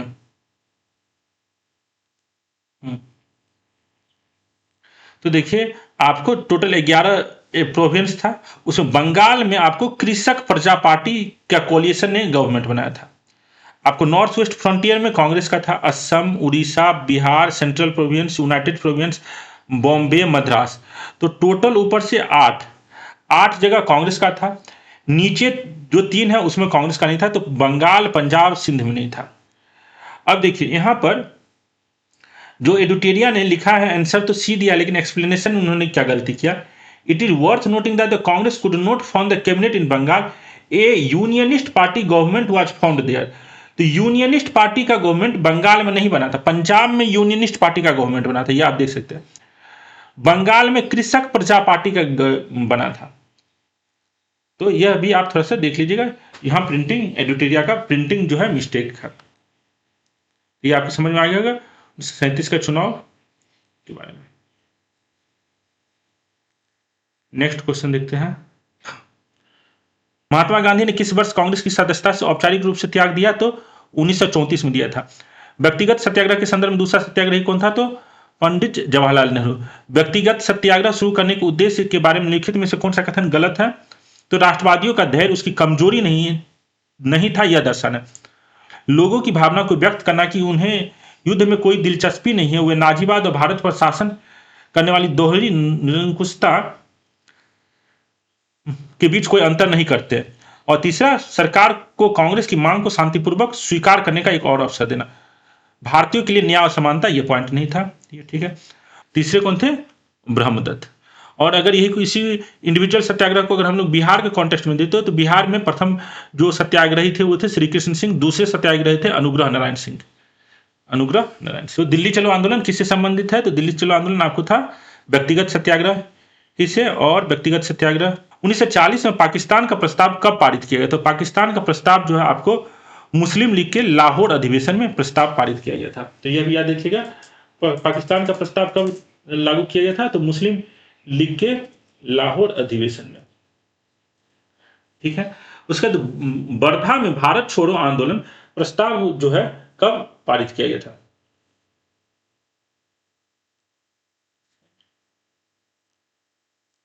तो 14 जुलाई 1942। इसका आंसर क्या हो जाएगा? 14 जुलाई 1942। अगला क्वेश्चन है, भारत छोड़ो का नारा किसने गढ़ा था? तो भारत छोड़ो का नारा जो है यूसुफ मेहर अली ने गढ़ा था, ये याद रखिएगा। 9 अगस्त 1942 को कांग्रेस के प्रमुख नेताओं की गिरफ्तारी के बाद कांग्रेस कमेटी के अधिवेशन की अध्यक्षता किसने की और झंडा फहराया? तो यह है अरुणा आसिफ अली। इसका आंसर क्या होगा? अरुणा आसिफ अली। उसके बाद है, भारत छोड़ो आंदोलन के संदर्भ में डैश यद्यपि अहिंसा की आवश्यकता पर हमेशा जोर दिया गया, गांधी जी की करो या मरो का मंत्र गांधी जी की उग्रवादी मनोदशा का प्रतिनिधित्व करता है। यह कथन किनके द्वारा कहा गया? तो सुमित सरकार, जो इतिहासकार है, इनका बुक बहुत फेमस। और पाकिस्तान दिवस कब मनाया जाता है? तो पाकिस्तान दिवस आपको मनाया जाता है 23 मार्च 1943 को। पाकिस्तान दिवस कब मनाया जाता है? तो पाकिस्तान दिवस हर साल 23 मार्च को मनाया जाता है। यह 23 मार्च 1940 को 23 मार्च 1940 को लाहौर प्रस्ताव को अपनाने का याद दिलाता है, जिसमें ब्रिटिश भारत में मुसलमानों के लिए एक अलग मातृभूमि की मांग की गई थी। तो यह कब है पाकिस्तान दिवस? तो 23 मार्च 1900। तो क्वेश्चन नंबर 61 कह रहा है, सी राजगोपालचारी फॉर्मूला किससे संबंधित था? तो सी राजगोपालचारी फॉर्मूला जो 1944 में पेश किया गया था राजा जी के द्वारा, सी राजगोपालचारी के द्वारा, जिसे हम राजा जी भी कहते हैं, इसका संबंध किससे था?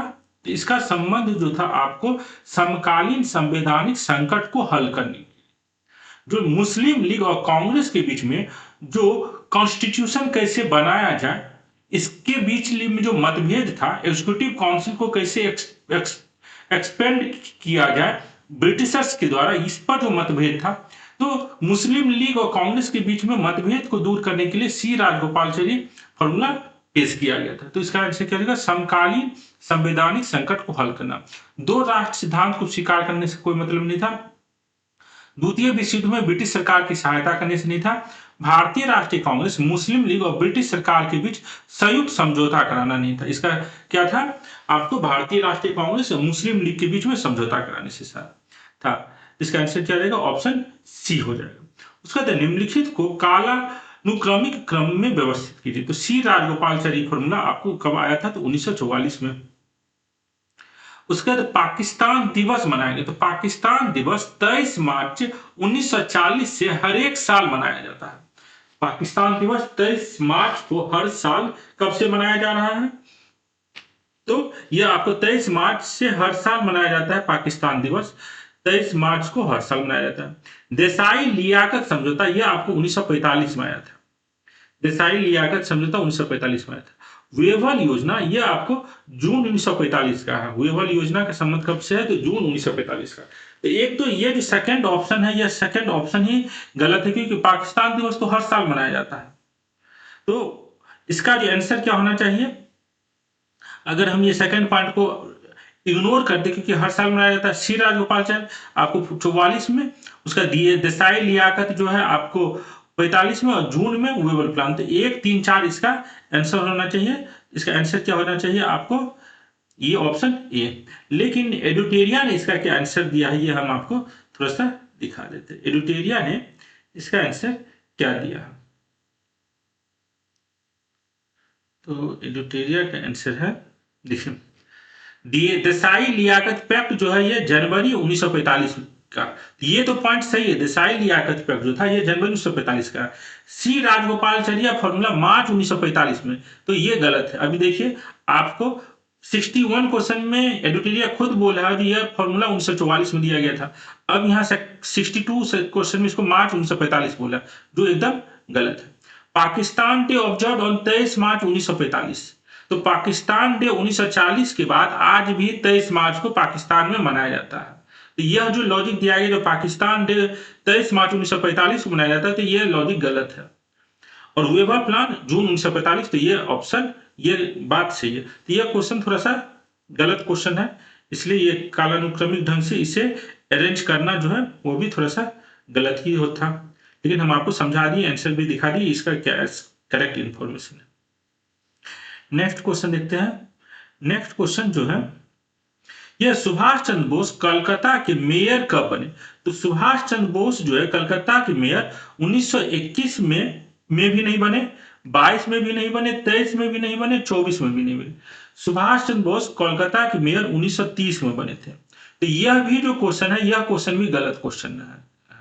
इसका आंसर क्या होगा? 1930। तो यह देख लीजिए, सुभाष चंद्र बोस के बारे में यह भी इंफॉर्मेशन जो दिया गया है। तो सुभाष चंद्र बोस जो है आपको, ठीक है, देसाई लियाकत, सुभाष चंद्र बोस का जन्म कब होता है? तो 23 जनवरी 1897 को सुभाष चंद्र बोस का होता है। Becomes Kolkata mayor in 1930। याद रखिएगा, कोलकाता के मेयर ये कब बनते हैं? 1923 में बनते हैं। ये जो एडुटेरिया ने इसका आंसर 1923 दिया है। एडुटेरिया ने इसका आंसर क्या दिया? 1923 दिया है, जो एकदम गलत है। किसी भी हिस्टोरिकल फैक्ट से यह बात मैच नहीं करता। देखिए, 1930 में इलेक्टेड मेयर ऑफ कोलकाता। और भी कई सोर्स में आपको मिल जाता है। 6 year later on 22 August 1923 Bose was elected mayor of Kolkata while in jail. तो इस फैक्ट से आपको दिख गया कि कोलकाता में सुभाष चंद्र बोस जो है मेयर कब बनते हैं? 1923 में बनते हैं, न कि 1923, जैसा कि उन्होंने एडिटोरियल ने आपको आंसर में लिखा है, जो गलत है। ठीक है, नेक्स्ट क्वेश्चन हम लोग देखते हैं। नेक्स्ट क्वेश्चन है, मार्च 1940 में रामगढ़ अधिवेशन में आयोजित समझौता विरोधी सम्मेलन के प्रतिभागियों की पहचान करें। तो मार्च 1940 में जो रामगढ़ में आपको सम्मेलन होता है, समझौता विरोधी, नो कॉम्प्रोमाइज जो कॉन्फ्रेंस होता है, उसके प्रतिभागी कौन थे? तो फॉरवर्ड ब्लॉक और किसान सभा। फॉरवर्ड ब्लॉक मतलब सुभाष चंद्र बोस, और किसान सभा सहजानंद सरस्वती। तो ये लोग जो थे, रामगढ़ जो उस समय का प्रेजेंट बिहार था, प्रेजेंट झारखंड उस समय का बिहार था। तो फॉरवर्ड ब्लॉक और किसान सभा के बीच में मार्च 1940 में रामगढ़ में आयोजित समझौता हुआ था। तो इसका आंसर क्या हो जाएगा? 3 और 4, तो ऑप्शन डी हो जाएगा। तो ये है इसका ऑप्शन डी। इसको भी हम लोग एक बार डिटेल ढंग से देख लें। देखिए, anti compromise conference at Ramgarh in 1940। तो फॉरवर्ड ब्लॉक और किसान सभा इसमें भाग लिया था।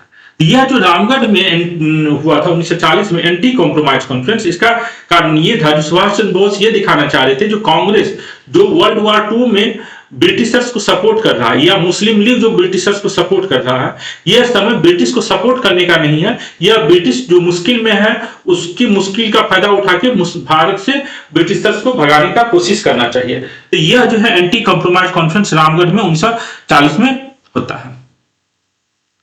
ठीक है, यह भी थोड़ा सा बैकग्राउंड स्टोरी आपको समझ में आ गया होगा anti compromise.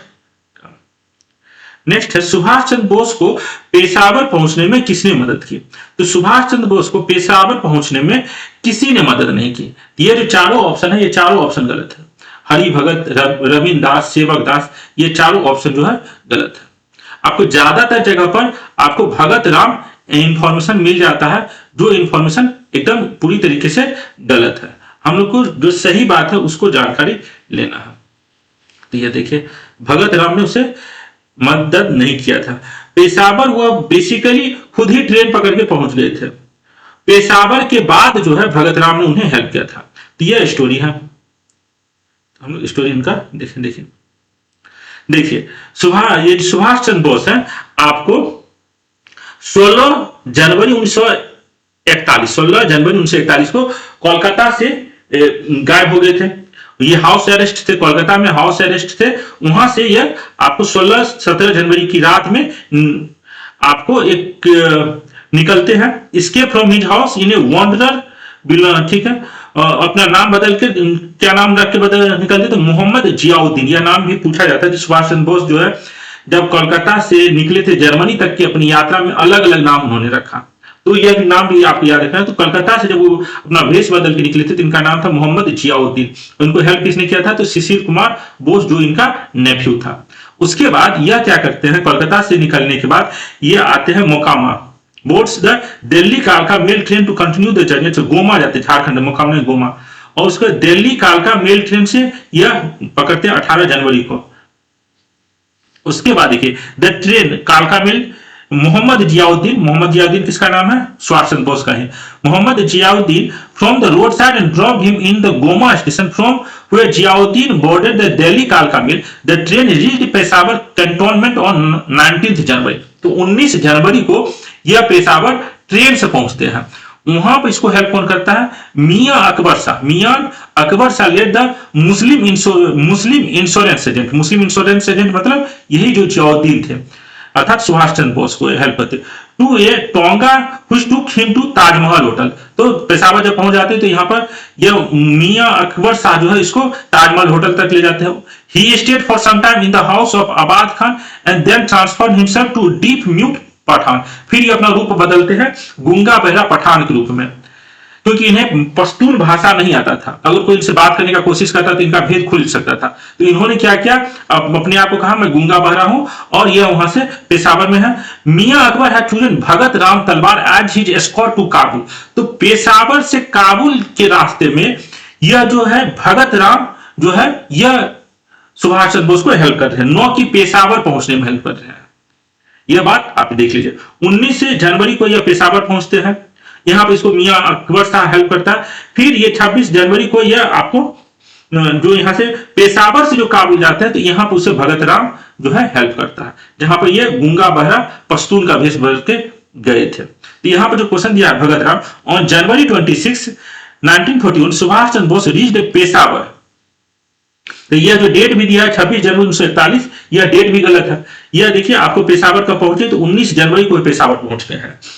Subhash Chandra Bose reached, ठीक है, रीच्ड पेशावर आफ्टर,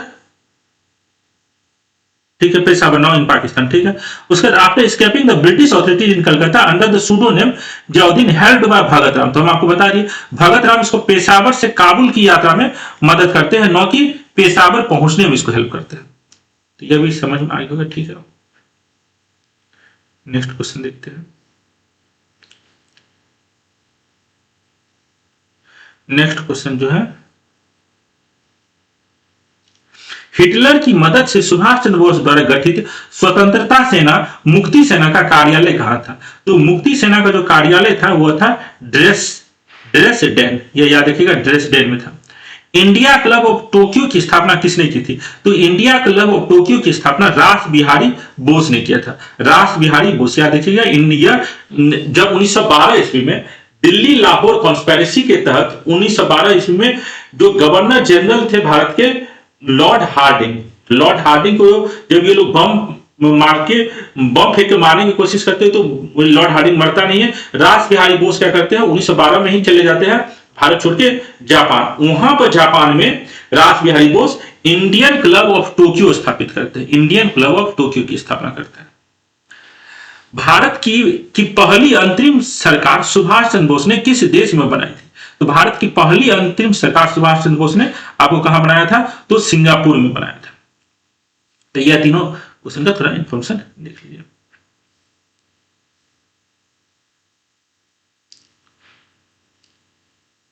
देखिए, तो देखिए यहां पर जो भगत राम वाला, जो भगत राम से पेशावर पहुंचने में हेल्प किया, यह जो है ना बहुत सारे बुक में आपको मिल जाएगा। जैसे ये सब जो दिशा पब्लिकेशन के द्वारा जो है, तो ये सब जो विभिन्न कोचिंग इंस्टीट्यूट के द्वारा जो ज्यादा रिसर्च करके एग्जैक्ट स्टोरी नहीं देता, वहां पर ये सब इंफॉर्मेशन आपको देखने को मिलता है। देखिए reach Peshawar under the pseudonym Jalaluddin held by Bhagat Ram, तो एग्जैक्ट जो है इंफॉर्मेशन ये सब बुक में नहीं है, इसलिए एडिटोरिया भी आपको, और इवन स्पेक्ट्रम में भी वही लाइन लिखा हुआ है जो Bhagat Ram held him reach Peshawar, इसलिए एडिटोरिया ने भी गलती किया है। लेकिन अब जब हम लोग इतना रिसर्च करके पढ़ रहे हैं तो सही बात मालूम होना चाहिए। जैसे ये जीएस स्कोर में भी आपको यही पॉइंट लिखा गया है, जो ये भगत राम के हेल्प के द्वारा पहुंचा था, ये गलत है, इसलिए हम ये सब आपको दिखा रहे हैं। अच्छा, आपको ये जो फ्रीडम आर्मी जो है, freedom army with the help of Hitler the freedom army मुक्ति सेना was formed which consisted of all the prisoners of war of Bharatiya origin captured by Germany and Italy. Dresden, Germany was made the official office of the Freedom Army. तो ये जो question था आपको, जो freedom army मुक्ति सेना का headquarter कहां बनाया गया था? तो जर्मनी में ड्रेसडेन में बनाया गया था, ड्रेसडेन में यह बनाया गया था। ठीक है, और उसके बाद जो आपको एक और क्वेश्चन था, जो सुभाष चंद्र बोस ने अंतरिम गवर्नमेंट कहां बनाया था, प्रोविजनल गवर्नमेंट? तो सुभाष चंद्र बोस ने on 21 October 1943 Subhash Chandra Bose proclaimed the formation of provisional government of free India Cathay cinema hall. तो ये याद रखिएगा, ये कहां पर? Singapore. Bose arrived in Singapore on 2 July 1943 at the invitation of revolutionary freedom fighter रास बिहारी बोस। तो रास बिहारी बोस का भी कनेक्शन जो इंडियन नेशनल आर्मी जो सिंगापुर में बना था उससे है। तो याद रखिएगा, रास बिहारी बोस के बारे में थोड़ा सा सिंपल स्टोरी ये देख मैं बता देता हूं आपको। 1912 ईस्वी में रास बिहारी बोस, पहली बार हम लोग हिस्ट्री में पढ़ते हैं, जो यह दिल्ली लाहौर कॉन्स्पिरेसी के तहत गवर्नर जनरल ऑफ इंडिया जो समय था लॉर्ड हार्डिंग को मारने की कोशिश करता है। यह 1915 के आसपास जापान पहुंच जाता है। जापान में रास बिहारी बोस जो है आपको एक ऑर्गेनाइजेशन इंडियन इंडिपेंडेंस लीग और की भी स्थापना करते हैं, इंडियन इंडिपेंडेंस लीग की भी स्थापना करते हैं। और जब यहां पर मोहन सिंह के द्वारा इंडियन नेशनल आर्मी बनता है, इंडियन नेशनल आर्मी जब मोहन सिंह के द्वारा सिंगापुर में बनता है तो उसको भी रास बिहारी बोस हेल्प करते हैं। इतना ये इंफॉर्मेशन रास बिहारी बोस से कनेक्शन याद रखना होगा। ठीक है, नेक्स्ट क्वेश्चन देखते हैं। नेक्स्ट क्वेश्चन है,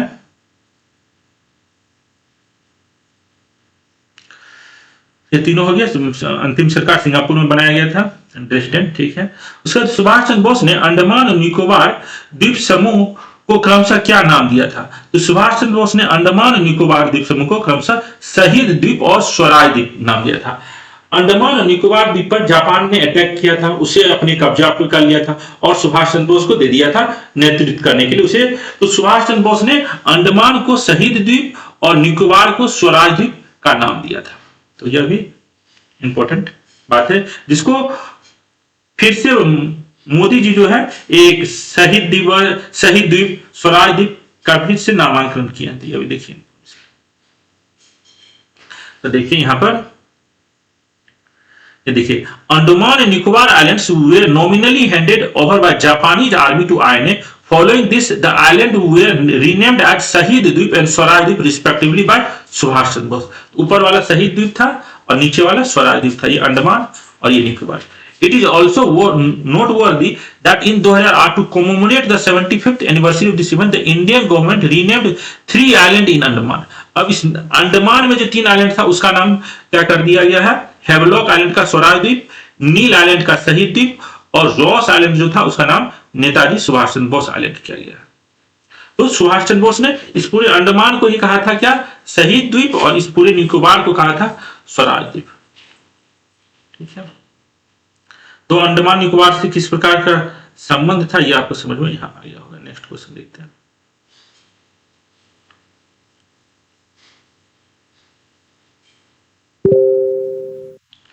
नेक्स्ट क्वेश्चन है, कैबिनेट मिशन के गठन के समय भारत सचिव कौन था? तो कैबिनेट मिशन जो है आपको कब बना है? तो 1946 में बना है। 1946 में बना है। उस समय भारत के सचिव कौन थे? तो पैथिक लॉरेंस थे। कैबिनेट मिशन जब आया था भारत में उस समय कौन थे भारत के सचिव? तो पैथिक लॉरेंस थे। क्लेमेंट एटली आपको ब्रिटेन के प्राइम मिनिस्टर थे। क्लेमेंट एटली ब्रिटेन के प्राइम मिनिस्टर कब से कब तक थे? तो 1945 से लेकर 1951 तक। ठीक है, अगला क्वेश्चन देखते हैं। भारत में हमारा समय सीमित है और घटनाओं को नियंत्रित करने की हमारी शक्ति लगभग समाप्त हो चुकी है। हमारे पास व्यापार करने के लिए केवल प्रतिष्ठा और पिछली गति है और ये लंबे समय तक नहीं टिकेगी। तो यह स्टेटमेंट जो है आपको लॉर्ड वेवेल ने यह स्टेटमेंट दिया था।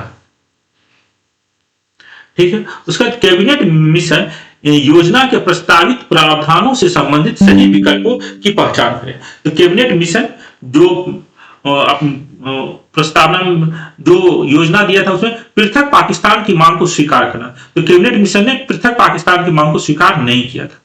त्रिस्तरीय संघ की स्थापना, तो यह बात सही है। इसने प्रोविंसेस को मिला के 3 स्तर का संघ की बातें की जाती है। एक सेंटर, एक प्रोविंस और एक ग्रुप ऑफ प्रोविंस की बातें की जाती है। तो 3 स्तर पर संघ की स्थापना की बात ये कैबिनेट मिशन में किया गया था। प्रांतों को स्वायत्तता से इनकार, तो यह गलत है। यह प्रोविंस को ऑटोनॉमी देने की बात की गया था। तो प्रांतों को स्वायत्तता देने की बात की थी, तो सी ऑप्शन गलत है। संविधान सभा को संविधान निर्माण का अधिकार, तो संविधान सभा को संविधान निर्माण का भी अधिकार उसने दिया था। तो इसमें कौन सा सही है? बी और डी सही हो जाएगा। इसमें ऑप्शन बी और डी का आंसर करें, ऑप्शन सी हो जाएगा। तो यह है यहां पर संविधान सभा से रिलेटेड बातें। तो ये देखिए आपको पैथिक लॉरेंस जो है, पैथिक लॉरेंस कब से बने थे? तो 1945 से 1947 तक यह secretary of state of India था। जैसे हमने देखा था जो बिरकन हेड, यह भी साइमन कमीशन के समय बहुत इंपॉर्टेंट सेक्रेटरी ऑफ स्टेट के बारे में को याद रखना। इसका 1924 1928 था। तो फेडरिक पैथिक लॉरेंस भी आपको secretary of state of India थे। कब से कब तक? तो 1945 से 1947 तक। तो यह जो आपको कैबिनेट मिशन आया था, इसके मेंबर कौन कौन थे यह भी पूछा है क्वेश्चन कई बार एग्जाम। तो पैथिक लॉरेंस आपको secretary of state of India, ये चेयरमैन ऑफ द मिशन थे। स्टेफर्ड क्रिप्स जो है आपको president of board of trade था। यह क्रिप्स मिशन के रूप में भी क्रिप्स आता है आपको कब? 1942 में। 22 मार्च 1942 को क्रिप्स मिशन के रूप में क्रिप्स आता है। और फिर क्रिप्स जो है आपको कैबिनेट मिशन में भी एक मेंबर के रूप में आता है। तो ये कौन थे? President of board of trade और एवी अलेक्जेंडर, फर्स्ट लॉर्ड ऑफ एडमायरलिटी। तो ये 3 आदमी जो था आपको कैबिनेट मिशन का मेंबर था, पैथिक लॉरेंस, क्रिप्स और एवी अलेक्जेंडर। उसके बाद जो यह स्टेटमेंट किसने दिया था? ये क्वेश्चन है। Our time in India is limited and our power to control events almost gone.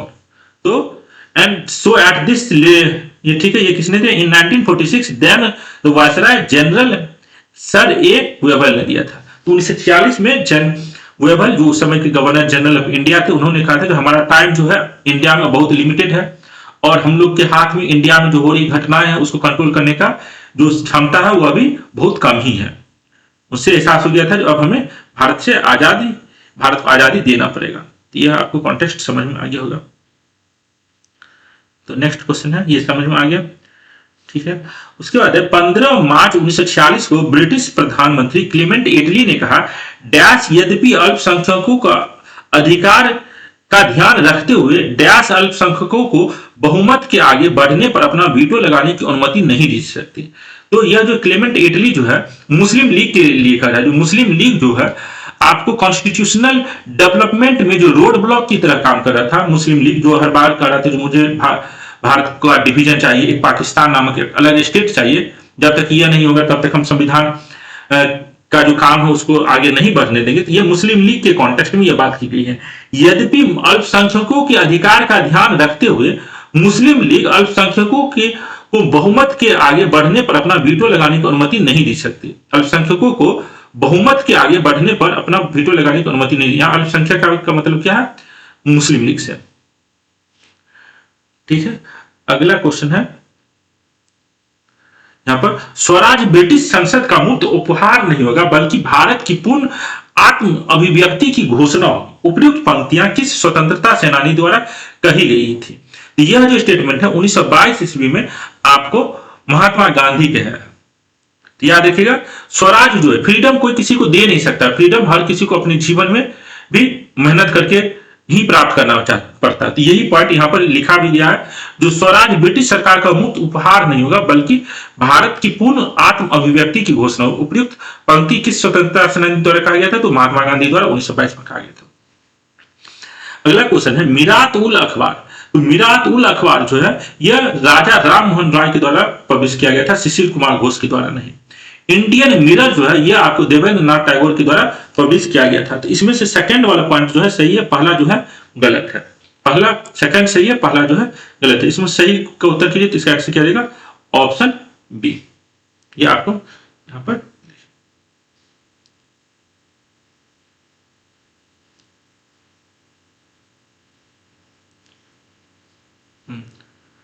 तो ये देखिए, आपको महात्मा गांधी जी के द्वारा जो यंग इंडिया जो 1919 में महात्मा गांधी के द्वारा जो अखबार पब्लिश किया गया था उसमें यह स्टेटमेंट आया था, Swaraj can never be free gift by one nation to another, it is a treasure to be purchased with a nation's best blood, it will cease to be gift when we have paid dearly for it, Swaraj will be fruit of incessant labour suffering beyond major.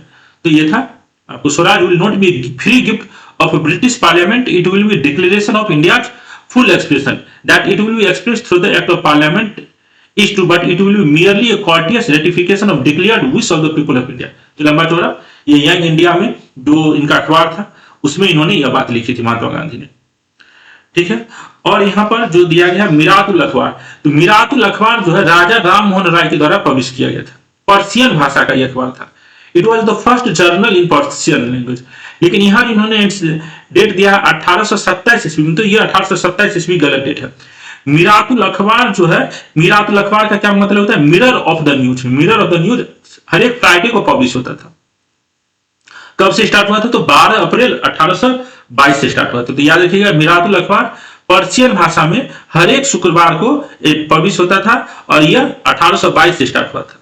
यहां जो 1827 दिया गया है यह गलत information है। उसके बाद जो है अमृत बाजार magazine was founded bye Shishir Kumar Ghosh and Motilal Ghosh. तो यह स्टेटमेंट आपको सही है। 1868 में अमृत बाजार पत्रिका स्टार्ट किया गया था, जो आज हम लोग एबीपी न्यूज के रूप में जानते हैं। अमृत बाजार पत्रिका को एबीपी न्यूज के रूप में जानते हैं।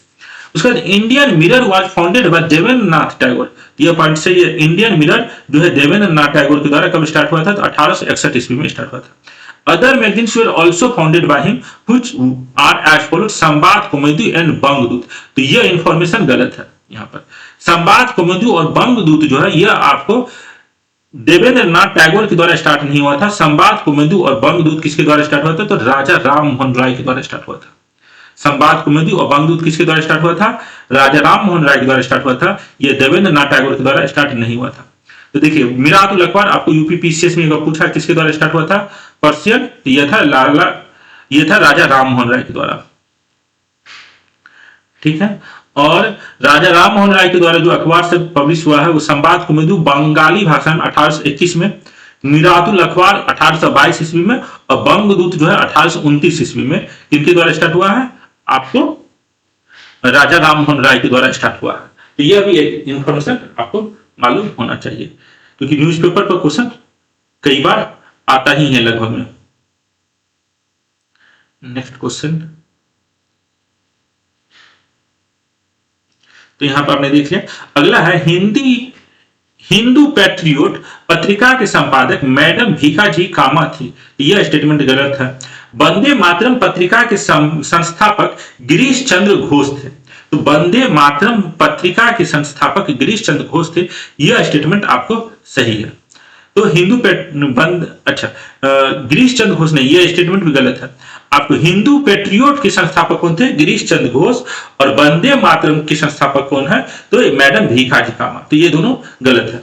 इसमें से इसका आंसर क्या रहेगा? कथन 1 और 2 दोनों गलत है। तो वंदे मातरम अखबार को 3 अलग अलग लोगों ने पब्लिश किया है। एक ही नाम से अखबार 3 अलग अलग लोगों ने पब्लिश किया है। और हिंदू पेट्रियोट के संस्थापक में गिरीश चंद्र घोष का नाम है। तो यहाँ पर दोनों स्टेटमेंट जो है, यह दोनों स्टेटमेंट आपको यहाँ पर गलत है। ये देखिए क्यों गलत है। तो ये देखिए, हिंदू पेट्रियोट में कौन है? गिरीश चंद्र घोष। आपको स्टार्ट करते इसमें मधुसूदन रे भी है। लेकिन यहाँ पे याद रखिए, the first newspaper published by Indians in English newspaper, ये कौन है? हिंदू पेट्रियोट। और आपको वंदे मातरम जो है, इससे रिलेटेड कौन कौन 3 आदमी है? तो बिपिन चंद्रपाल का भी नाम आपको कहीं वंदे मातरम में मिल सकता है। भीखाजी कामा का भी नाम आपको मिलेगा। लाला लाजपत राय भी वंदे मातरम नामक अखबार उर्दू भाषा में लाहौर से स्टार्ट करते हैं। वंदे मातरम अखबार बिपिन चंद्रपाल भी स्टार्ट करते हैं, जिसमें आपको अरविंदो घोष जुड़े हुए हैं। तो यह भी याद रखना होगा आपको, वंदे मातरम अखबार से कनेक्टेड लोगों का। Vande Mataram founded by Lala Lajpat Rai was Urdu daily during India independence movement. तो कंफ्यूजन नहीं होना, जो वंदे मातरम अखबार तो हम लोगों ने मैडम भिखारी कामा का नाम पढ़ा है। तो वंदे मातरम अखबार आपको लाला लाजपत राय का भी नाम है वंदे मातरम अखबार से, बिपिन चंद्रपाल का भी नाम है और भिखाजी कामा का भी नाम है। भिखाजी कामा वंदे मातरम कहां पर स्टार्ट करती है? तो पेरिस में करती है स्टार्ट 1909 ईस्वी में। बिपिन चंद्रपाल वंदे मातरम का सर्कुलेशन कहां पर करते हैं? तो कोलकाता में करते हैं। और लाला लाजपत राय कहां पर सर्कुलेट करते हैं वंदे मातरम उर्दू भाषा में? तो लाहौर में करते हैं। तो यह भी कंफ्यूजन आपको नहीं होना चाहिए वंदे मातरम के साथ। ठीक है, नेक्स्ट देखते हैं। ये आपको देखिए, उसका न्यू इंडिया पत्रिका के संस्थापक कौन है? तो न्यू इंडिया और कॉमनवेल्थ जो है, इस पत्रिका के संस्थापक में हम लोग एनी बेसेंट का नाम याद रखते हैं। एनी बेसेंट जो है, आपको होम रूल लीग से भी कनेक्शन है इसका। और जो पहली महिला कांग्रेस प्रेसिडेंट बनती है, पहली महिला कांग्रेस प्रेसिडेंट बनती है, उसमें एनी बेसेंट को भी जानते हैं।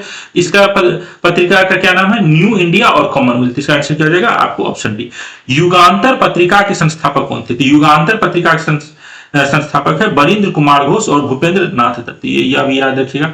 उसके बाद अगला क्वेश्चन है यहां पर अखबार से, यंग इंडिया के संस्थापक कौन थे? तो यंग इंडिया के संस्थापक जो है आपको महात्मा गांधी। याद रखिएगा, यंग इंडिया के संस्थापक महात्मा गांधी। मैंने आपको बताया जो महात्मा गांधी 1919 में 2 अखबार पब्लिश करना शुरू करते, एक यंग इंडिया और दूसरा नवजीवन। बहिष्कृत भारत के संस्थापक कौन है? तो B.R. अम्बेडकर। इंडियन सोशोलॉजिस्ट को कौन है? तो श्यामाजी कृष्ण वर्मा। और क्रांति या फ्री हिंदुस्तान के संस्थापक कौन है? तो तारक नाथ दास। तो यह सभी याद रखना होगा आपको। तो यंग इंडिया का ए का 4, बहिष्कृत भारत के कौन है? तो सी। तो इसका आंसर क्या आ जाएगा? ऑप्शन सी हो जाएगा। ये देखिए, ऑप्शन सी। यंग इंडिया 1919, बहिष्कृत भारत का जो है B.R. अम्बेडकर 1927, और फ्री हिंदुस्तान तारक नाथ दास, और इंडियन सोशोलॉजिस्ट श्यामाजी कृष्ण वर्मा 1905। तो एक बार देखिए, जो महात्मा गांधी के द्वारा जो 4 अखबार पब्लिश किया गया था, एक इंडियन ओपिनियन, यंग इंडिया, नवजीवन और हरिजन। ये याद रखिएगा। इसका टाइम पीरियड क्या है? तो 1903 में इंडियन ओपिनियन स्टार्ट होता है 4 भाषा में। ये भी कई बार पूछा किस किस भाषा में स्टार्ट हुआ था? माता English, Gujarati, Hindi, Tamil. Young India 1919 में इंग्लिश भाषा में, नवजीवन 1919 में गुजराती में, और हरिजन जो है यंग इंडिया 1932 के आसपास बंद कर दिया जाता है। इसी यंग इंडिया का नाम बदल के हरिजन किया जाता है, और हरिजन जो है फिर आपको पब्लिश किया जाता है इंग्लिश, गुजराती, उर्दू। इसका उर्दू संस्करण भी आता है, हिंदी में भी आता है। तो मेन 4 था महात्मा गांधी का, इंडियन ओपिनियन, यंग इंडिया, नवजीवन और हरिजन। तो महात्मा गांधी का अखबार का नाम आपको पता चल गया। और भीमराव अंबेडकर के द्वारा जो सब अखबार पब्लिश होता है उसमें है इंपॉर्टेंट, मूकनायक, समता, बहिष्कृत भारत, जनता, प्रबुद्ध भारत। तो यहाँ पर भीमराव अंबेडकर के द्वारा जो पब्लिश अखबार है उसका क्या नाम है? मूकनायक, समता, बहिष्कृत भारत, जनता और प्रबुद्ध भारत। यह भी याद आपको रखना होगा। मूकनायक आपको 1920 से 22 तो 2 साल तक चलता।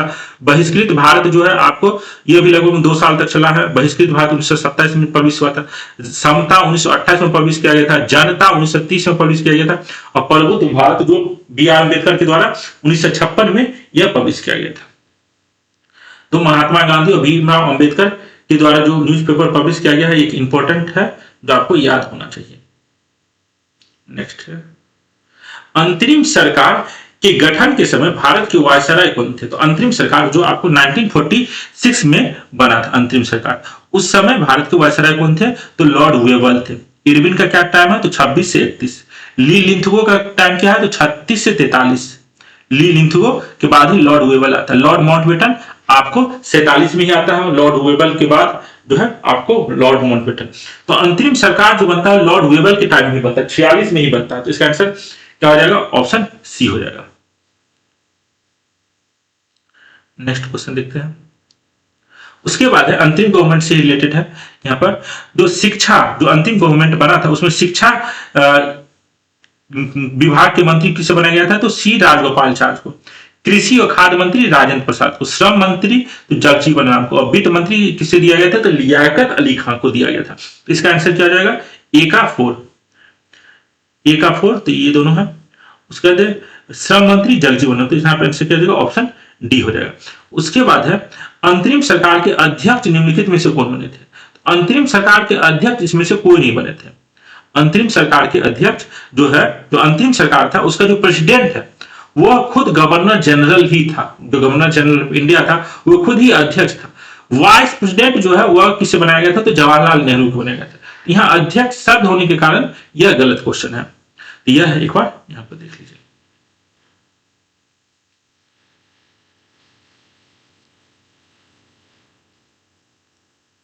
देखिए तो आपको हम लोग देखें जो वेबल का टाइम क्या है? 43 से 47। फिर लॉर्ड माउंटबेटन आता है।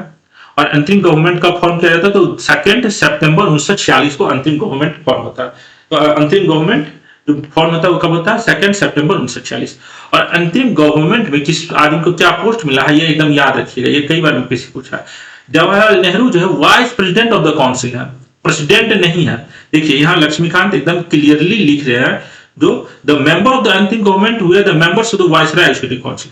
The viceroy continued to be the head of council. तो वायसराय ही इस जो काउंसिल था, अंतिम गवर्नमेंट था, उसका continue to be the head. Jawaharlal Nehru was designated as the vice president, not the president of the council. तो जो चेयरमैन है, जो प्रेसिडेंट है, वह कौन है? आपको वायसराय ही है। जवाहरलाल नेहरू को वाइस प्रेसिडेंट की पदवी दी गई थी इस अंतिम गवर्नमेंट में, 9 की प्रेसिडेंट की पदवी दी गई थी।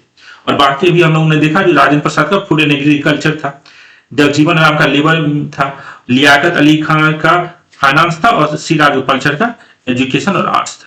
तो यह भी आपको समझ में आ गया। ये आपको जो है द प्रेसिडेंट ऑफ अंतिम गवर्नमेंट हुआ जवाहरलाल नेहरू। ये जो एडिटोरियल ने आपको एक्सप्लेन किया है जो प्रेसिडेंट ऑफ अंतिम गवर्नमेंट वाज जवाहरलाल नेहरू, ये गलत एक्सप्लेनेशन है। याद देखिए ये स्पेक्ट्रम में भी और भी आपको लक्ष्मीकांत में भी जवाहरलाल नेहरू के नाम के आगे प्रेसिडेंट नहीं है, वाइस प्रेसिडेंट शब्द का यूज किया गया है।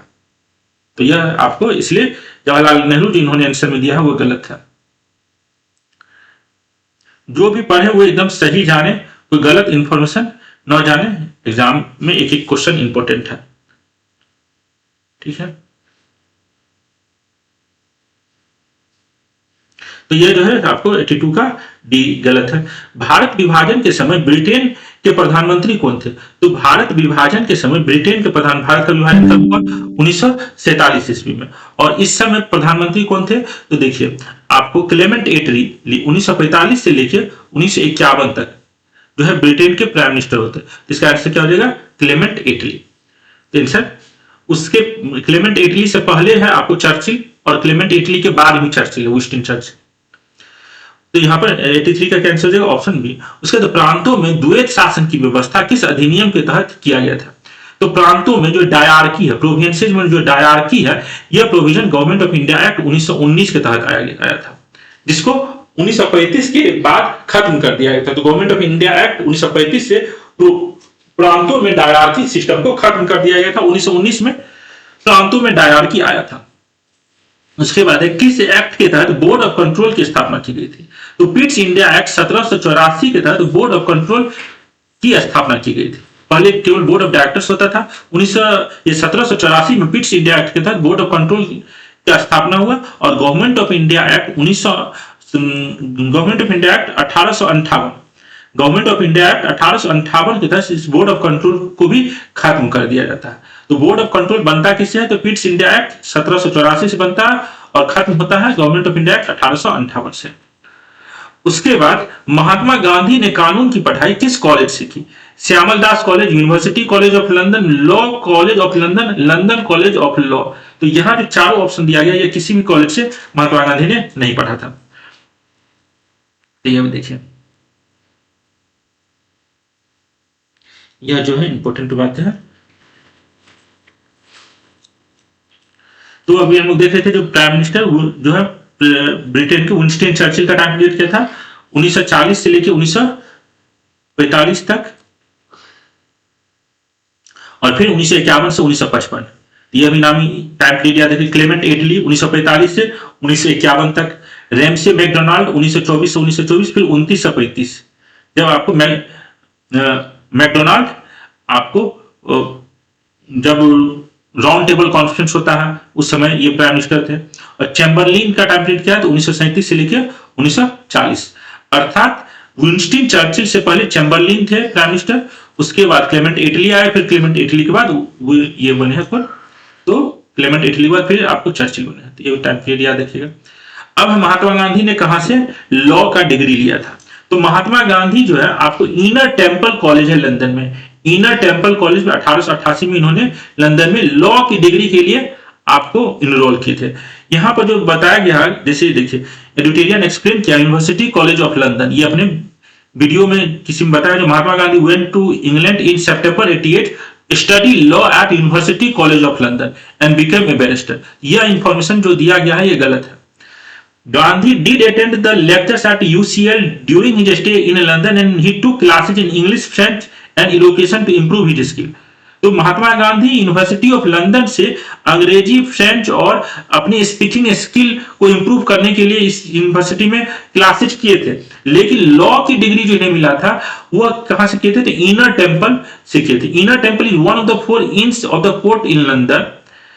These are professional association for barrister in England and Wales. Gandhi enrolled at Inner Temple to train as barrister, which is a legal profession.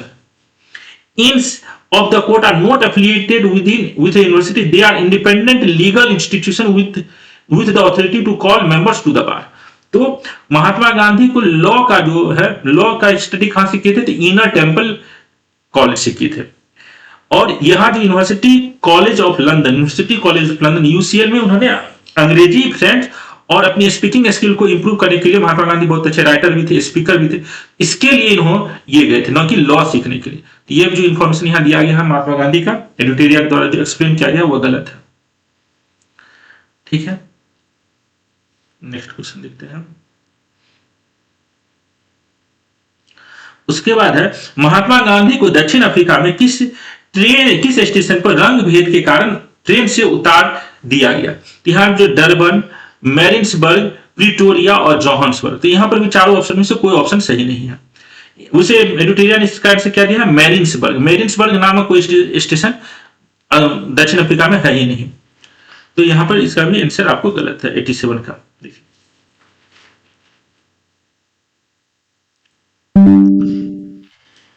तो यहां पर देखिए यह इंसिडेंट जो महात्मा गांधी को ट्रेन से नीचे फेंका गया था, यह इंसिडेंट कब का है? तो 7 जून 1893 का पिट्सबर्ग स्टेशन में हुआ था।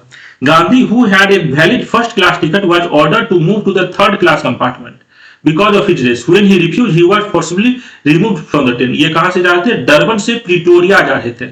इंसिडेंट कब का है? 7 जून 1893 का, पिट्सबर्ग स्टेशन। तो मैरिनबर्ग जो इन्होंने एडिटोरिया में दिया है, जो in 1893 Mahatma Gandhi was called to South Africa as a barrister by businessman Dada Abdullah while travelling from Durban to Pretoria he was thrown out of train at Maritzburg. ऐसा कोई मैरिनबर्ग नामक जो ये शब्द है, ऐसा कोई स्टेशन एग्जिस्ट नहीं करता, आज भी एग्जिस्ट नहीं करता, पहले भी नहीं था। एक्चुअल स्टेशन का क्या नाम था? तो पिट्सबर्ग ये है आपको, ठीक है।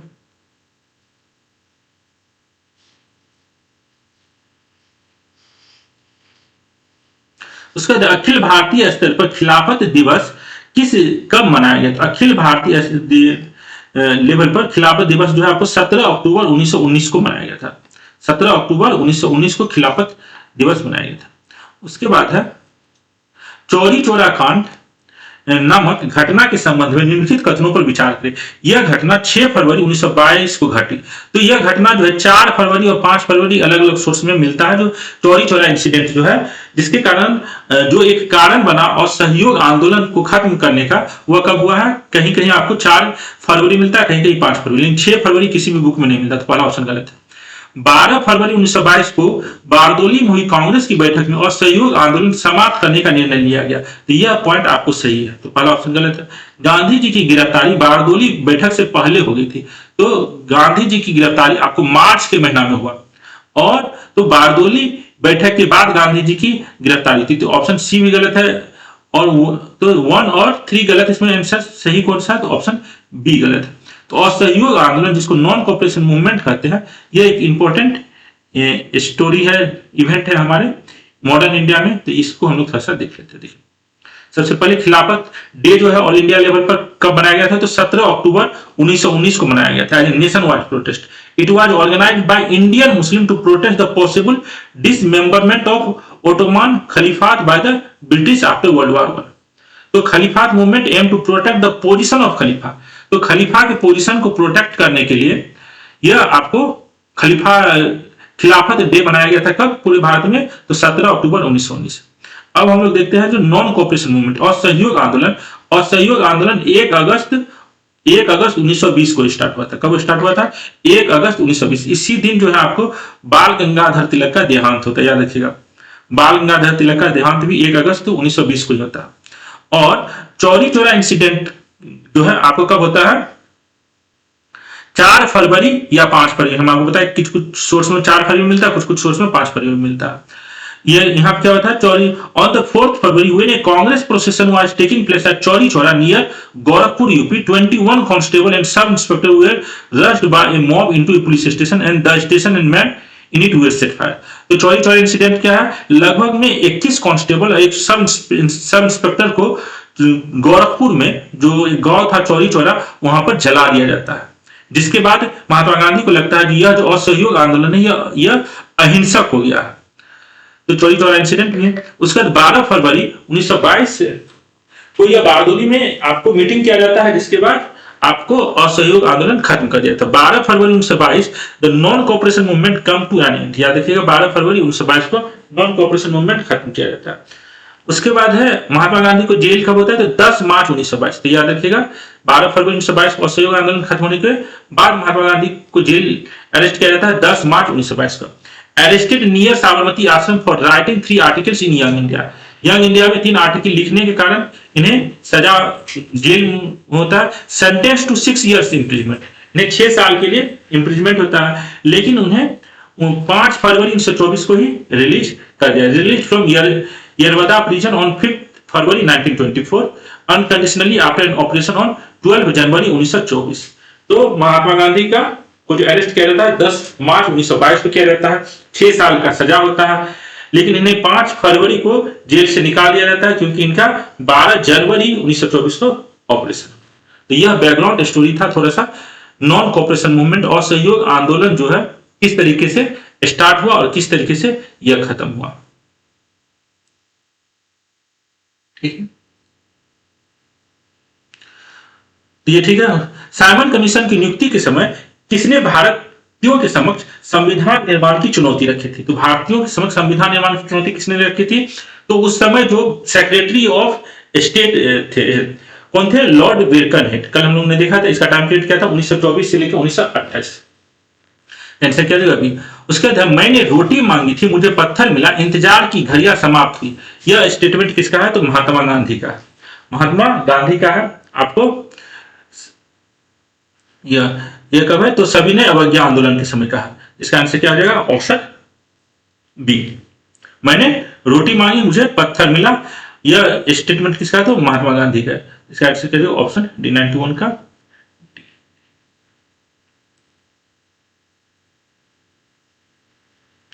देखिए जैसे हम आपको बताएं जो 5 फरवरी भी कहीं कहीं डेट मिलता है चौरी चौरा का। ठीक है, तो I asked for bread and I got a stone, the hours of waiting are over was made by Mahatma Gandhi in 1930 in reference to the failure of a British response to Indian demands for dominion status and constitutional reforms। तो महात्मा गांधी ने जो demand किया था dominion status और constitutional reform की बातें, यह नहीं फुलफिल हुआ। तो महात्मा गांधी ने 1930 में कहा था, मैंने रोटी मांगा और मुझे क्या मिला, पत्थर मिला है। अब जो है इंतजार की घड़ियां खत्म हुई, अब हमें जो है कुछ एक्टिव प्रोटेस्ट करना होगा। तो इसी के बाद जो है सिविल डिसोबीडियंस मूवमेंट स्टार्ट होता। तो यह बैकग्राउंड था इस स्टेटमेंट का।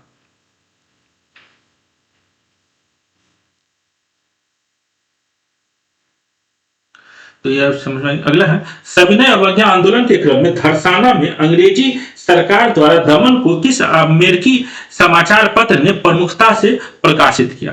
तो इस क्वेश्चन का जो आंसर दिया गया है न्यू फ्रीमैन, यह भी गलत है। न्यू फ्रीमैन जो है यह गलत है। उसके बाद इसमें यहां पर कोई भी नहीं है। इनके प्रयासों से इरविन गांधी समझौता हो पाया था। इरविन गांधी समझौता जो 5 मार्च 1931 को हुआ था, इसमें जो लिबरल्स लीडर थे तेज बहादुर सप्रू और M.R. जयकर के सहयोग से हुआ था। तो यह पहले सविनय अवज्ञा आंदोलन वाला जो 92 का क्वेश्चन है, इसको थोड़ा सा डिटेल ढंग से देख लीजिए।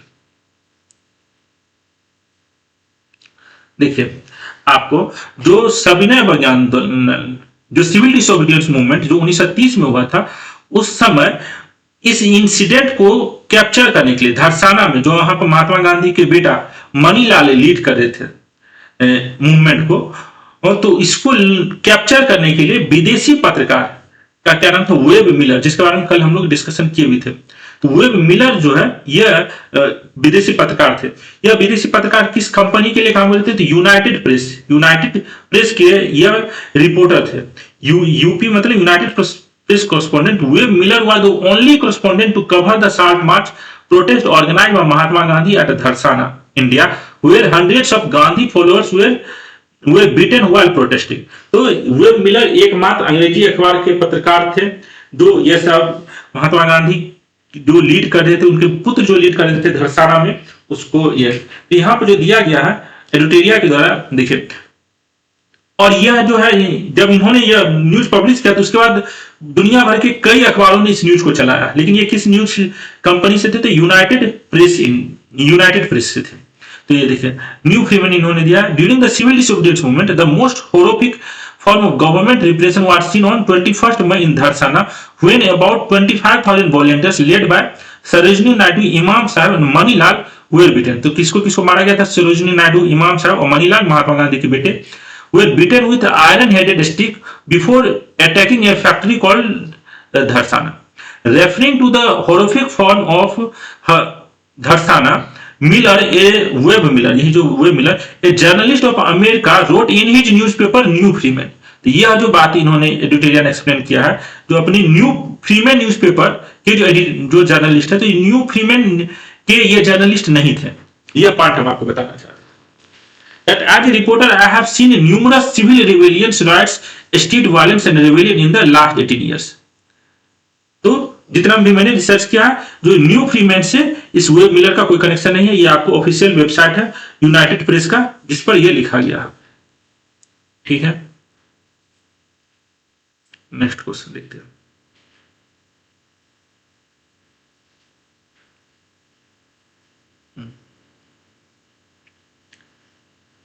देखिए एक सेकेंड, यह जो बातें लिखा गया है, देखिए, other non-violent protesters simply replaced the fallen। As the sickening drama unfolded, Miller started to telegraph his reports to New York। More than 1350 newspapers across the world republished his report। तो जब Miller जो है एक बार यहाँ का सारा information America में भेजा, तो 1350 से ज्यादा न्यूज़पेपर जो है यह धरसाना में जो ब्रिटिशर्स के द्वारा ब्रूटैलिटी किया जा रहा था उसको रिपोर्ट किया। तो ठीक है, यहाँ पे नेक्स्ट क्वेश्चन देखते हैं।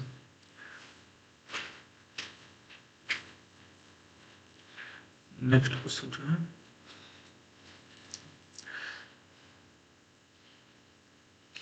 उसका सांप्रदायिक पेंचांट के संबंध में निम्नलिखित कथनों पर विचार करें। तो कम्युनल अवार्ड के बारे में यह सांप्रदायिक पेंचांट के जनक रेमसे मैकडोनाल्ड थे। तो मैकडोनाल्ड उस समय प्राइम मिनिस्टर थे। आपको, और उन्होंने कम्युनल अवार्ड के जनक कहा जाता है। इसके द्वारा पृथक निर्वाचन पद्धति को दलितों पर भी लागू किया गया।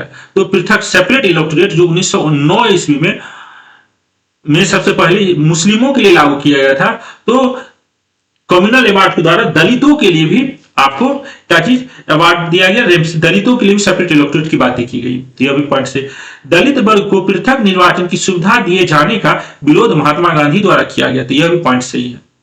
तो यहां पर तीनों जो है आपको सही है, इसमें असत्य कथन कोई भी नहीं है। तो सेपरेट इलेक्टोरेट जब हम लोग पढ़ते हैं तो सबसे पहले 1909 ईस्वी में किसको दिया गया था? मुस्लिमों को दिया गया था। 1919 ईस्वी में किसको दिया गया? 4 कैटेगरी के लोगों को 1919 में सेपरेट इलेक्टोरेट दिया गया, और 1935 में भी सेपरेट इलेक्टोरेट दिया गया है।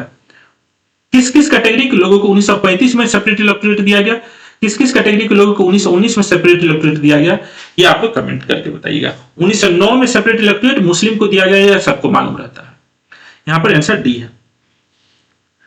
आप लोगों को क्वेश्चन समझ में आ गया? 1919 में किसको सेपरेट इलेक्टोरेट दिया गया और 1935 में किसको सेपरेट इलेक्टोरेट दिया गया। अगला क्वेश्चन है, कांग्रेस के हरिपुरा अधिवेशन में राष्ट्रीय योजना समिति की स्थापना किसकी अध्यक्षता में की गई? तो यहां पर जो थे जवाहरलाल नेहरू की अध्यक्षता में की गई। हरिपुरा अधिवेशन के उस समय कांग्रेस के अध्यक्ष कौन थे? तो सुभाष चंद्र बोस थे। और वहां पर यह प्लानिंग किया गया, एक इकोनॉमिक प्लानिंग कमीशन बनाया जाएगा भारत में प्लानिंग इकोनॉमी डेवलप करने के लिए। तो उसके अध्यक्ष किससे बनाया गया था? तो जवाहरलाल नेहरू। कांग्रेस के हरिपुरा अधिवेशन में राष्ट्रीय योजना समिति, नेशनल प्लानिंग कमेटी बनाया गया था। नेशनल प्लानिंग कमीशन की बात की तो इसका अध्यक्ष किसको बनाया गया था? तो जवाहरलाल नेहरू को बनाया गया था। ठीक है, नेक्स्ट क्वेश्चन है, अगस्त प्रस्ताव किस दिन प्रस्तुत किया गया? तो अगस्त प्रस्ताव जो है 8 अगस्त 1940 को प्रस्ताव पेश किया गया था। सेकेंड वर्ल्ड वॉर के समय जब क्या हुआ?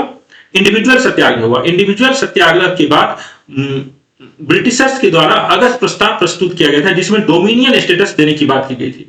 तो डोमिनियन स्टेटस जो भारतीयों के द्वारा मांगा गया था कब? नेहरू रिपोर्ट में 1928 ईस्वी में।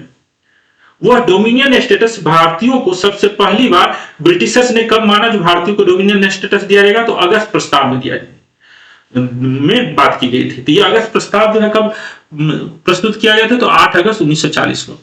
उसके बाद क्रिप्स मिशन के संबंध में निम्नलिखित कथनों पर विचार करें। इसमें युद्ध के बाद स्वतंत्रता देने की बात की गई थी, तो नहीं। युद्ध के बाद जो है सेकेंड वर्ल्ड वॉर के बाद डोमिनियन स्टेटस देने की बात की गई थी। जैसे डोमिनियन स्टेटस की बात अगस्त ऑफर में की गई, उसी तरीके से आपको क्रिप्स मिशन में भी जो 22 मार्च 1942 को आया था उसमें जो है डोमिनियन स्टेटस की बात की गई थी, न कि स्वतंत्रता। युद्ध के पश्चात संविधान निर्मात्री परिषद का प्रस्ताव रखा गया। तो यह भी कहा गया क्रिप्स मिशन में जो एक कॉन्स्टिट्यूशन, नया कॉन्स्टिट्यूशन बनेगा जिसमें जो है केवल इंडियन लोग ही भाग लेंगे कॉन्स्टिट्यूशन मेकिंग प्रोसेस में। अगस्त प्रस्ताव में भी कहा गया था एक कॉन्स्टिट्यूशन मेकिंग, नया कॉन्स्टिट्यूशन बनाएंगे भारत के लिए, लेकिन उसमें यह नहीं कहा गया जो केवल भारतीय ही कॉन्स्टिट्यूशन बनाएंगे। उसमें कहा गया था जो भारतीय भी कॉन्स्टिट्यूशन मेकिंग प्रोसेस में भाग लेंगे। लेकिन क्रिप्स मिशन में कहा गया जो युद्ध की समाप्ति के बाद भारत को डोमिनियन स्टेटस दिया जाएगा और एक नया कॉन्स्टिट्यूशन बनेगा जिसमें केवल भारतीय ही भाग लेंगे। तो यह सेकंड पॉइंट सही है। कांग्रेस और मुस्लिम लीग दोनों ने क्रिप्स मिशन के प्रस्तावों को अस्वीकार किया, तो यह पॉइंट सही है। तो 2 और 3 सही है, पहला गलत है। 97 का कौन सा सत्य कथन हो जाएगा? तो ऑप्शन बी हो जाएगा। तो उसका सुभाष चंद्र बोस द्वारा फ्री इंडिया सेंटर की स्थापना कहां की गई थी? तो सुभाष चंद्र बोस द्वारा फ्री इंडिया सेंटर की स्थापना कहां की गई थी? तो जर्मनी में की गई थी। तो जर्मनी में सुभाष चंद्र बोस के द्वारा ये फ्री इंडिया किया गया था। देखिए यह जो है सत्याग्रह, जो the name of foreign journalist who reported about Satyagraha at Dharasana salt work. तो ये देखिए यूपीपीएससी में पूछा है, इसका आंसर क्या था? वेब मिलर, एकमात्र विदेशी पत्रकार। कांग्रेस प्लान के बारे में हम लोगों ने देखा, जो इस समय प्रेसिडेंट कौन थे? सुभाष चंद्र बोस। और नेशनल प्लानिंग कमेटी बना था किसकी अध्यक्षता में? तो जवाहरलाल नेहरू की अध्यक्षता में नेशनल प्लानिंग कमेटी। और अगस्त ऑफर कब दिया गया था? तो 8 अगस्त 1940 को। इसमें क्या कहा गया था? जो Not government reaffirmed their desire to give full weight to the minority opinion। इसमें भी आपको बहुत ज्यादा डिटेलिंग, सिंपल ये समझिए, इसमें बात की गई थी डोमिनियन स्टेटस दिया जाएगा। और उसके बाद क्रिप्स मिशन आता है 1942 में। इसमें यह अगस्त ऑफर से कैसे अलग था? तो declaration marked a further notable notable advance even after August offer, granted the right of succession from the British Commonwealth, said that the making of new constitution would be now solely in Indian hand. तो अगस्त offer में जैसे कहा गया था जो Indian को भी constitution making process में पार्टिसिपेशन मिलेगा, क्रिप्स मिशन में कहा गया केवल इंडियन ही कॉन्स्टिट्यूशन बनाएंगे सेकेंड वर्ल्ड वॉर के खत्म होने के बाद और उन्हें डोमिनियन स्टेटस दिया जाएगा। तो यह है। और फ्री इंडिया सेंटर जो है आपको कहां बनाया गया था, तो बर्लिन में बनाया गया था, जर्मनी में। देखिए जेंट्रल फेरिज इंडियन, यह आपको जर्मन भाषा का कोई शब्द है शायद। और the free India centre was established in Berlin and was inaugurated on 2 नवंबर 1941। तो फ्री इंडिया सेंटर बर्लिन में सुभाष चंद्र बोस के द्वारा। उसके बाद है वेबल प्रस्ताव पर विचार विमर्श हेतु आयोजित शिमला सम्मेलन में कांग्रेस के प्रतिनिधि कौन थे। तो वेबल प्रस्ताव जो 1945 जून 1945 में पास किए प्रेजेंट किया गया था, उसका शिमला सम्मेलन भी जून में ही होता है। उस समय जो कांग्रेस के प्रेसिडेंट थे अबुल कलाम आजाद, वे कांग्रेस के प्रतिनिधि के रूप में भाग लिए थे। उसके बाद कैबिनेट मिशन के संबंध में निम्नलिखित कथनों पर विचार करें। विंस्टन चर्चिल द्वारा कैबिनेट मिशन को भारत भेजने का निर्णय लिया गया। तो 1946 में आपको कैबिनेट मिशन भारत आया था। इस समय उस समय ब्रिटेन के प्राइम मिनिस्टर कौन थे, तो क्लेमेंट एटली थे, न कि विंस्टन चर्चिल थे। तो गलत है। 29 मार्च 1946 को कैबिनेट मिशन भारत आया। तो यह जो है आपको स्टेटमेंट सही है।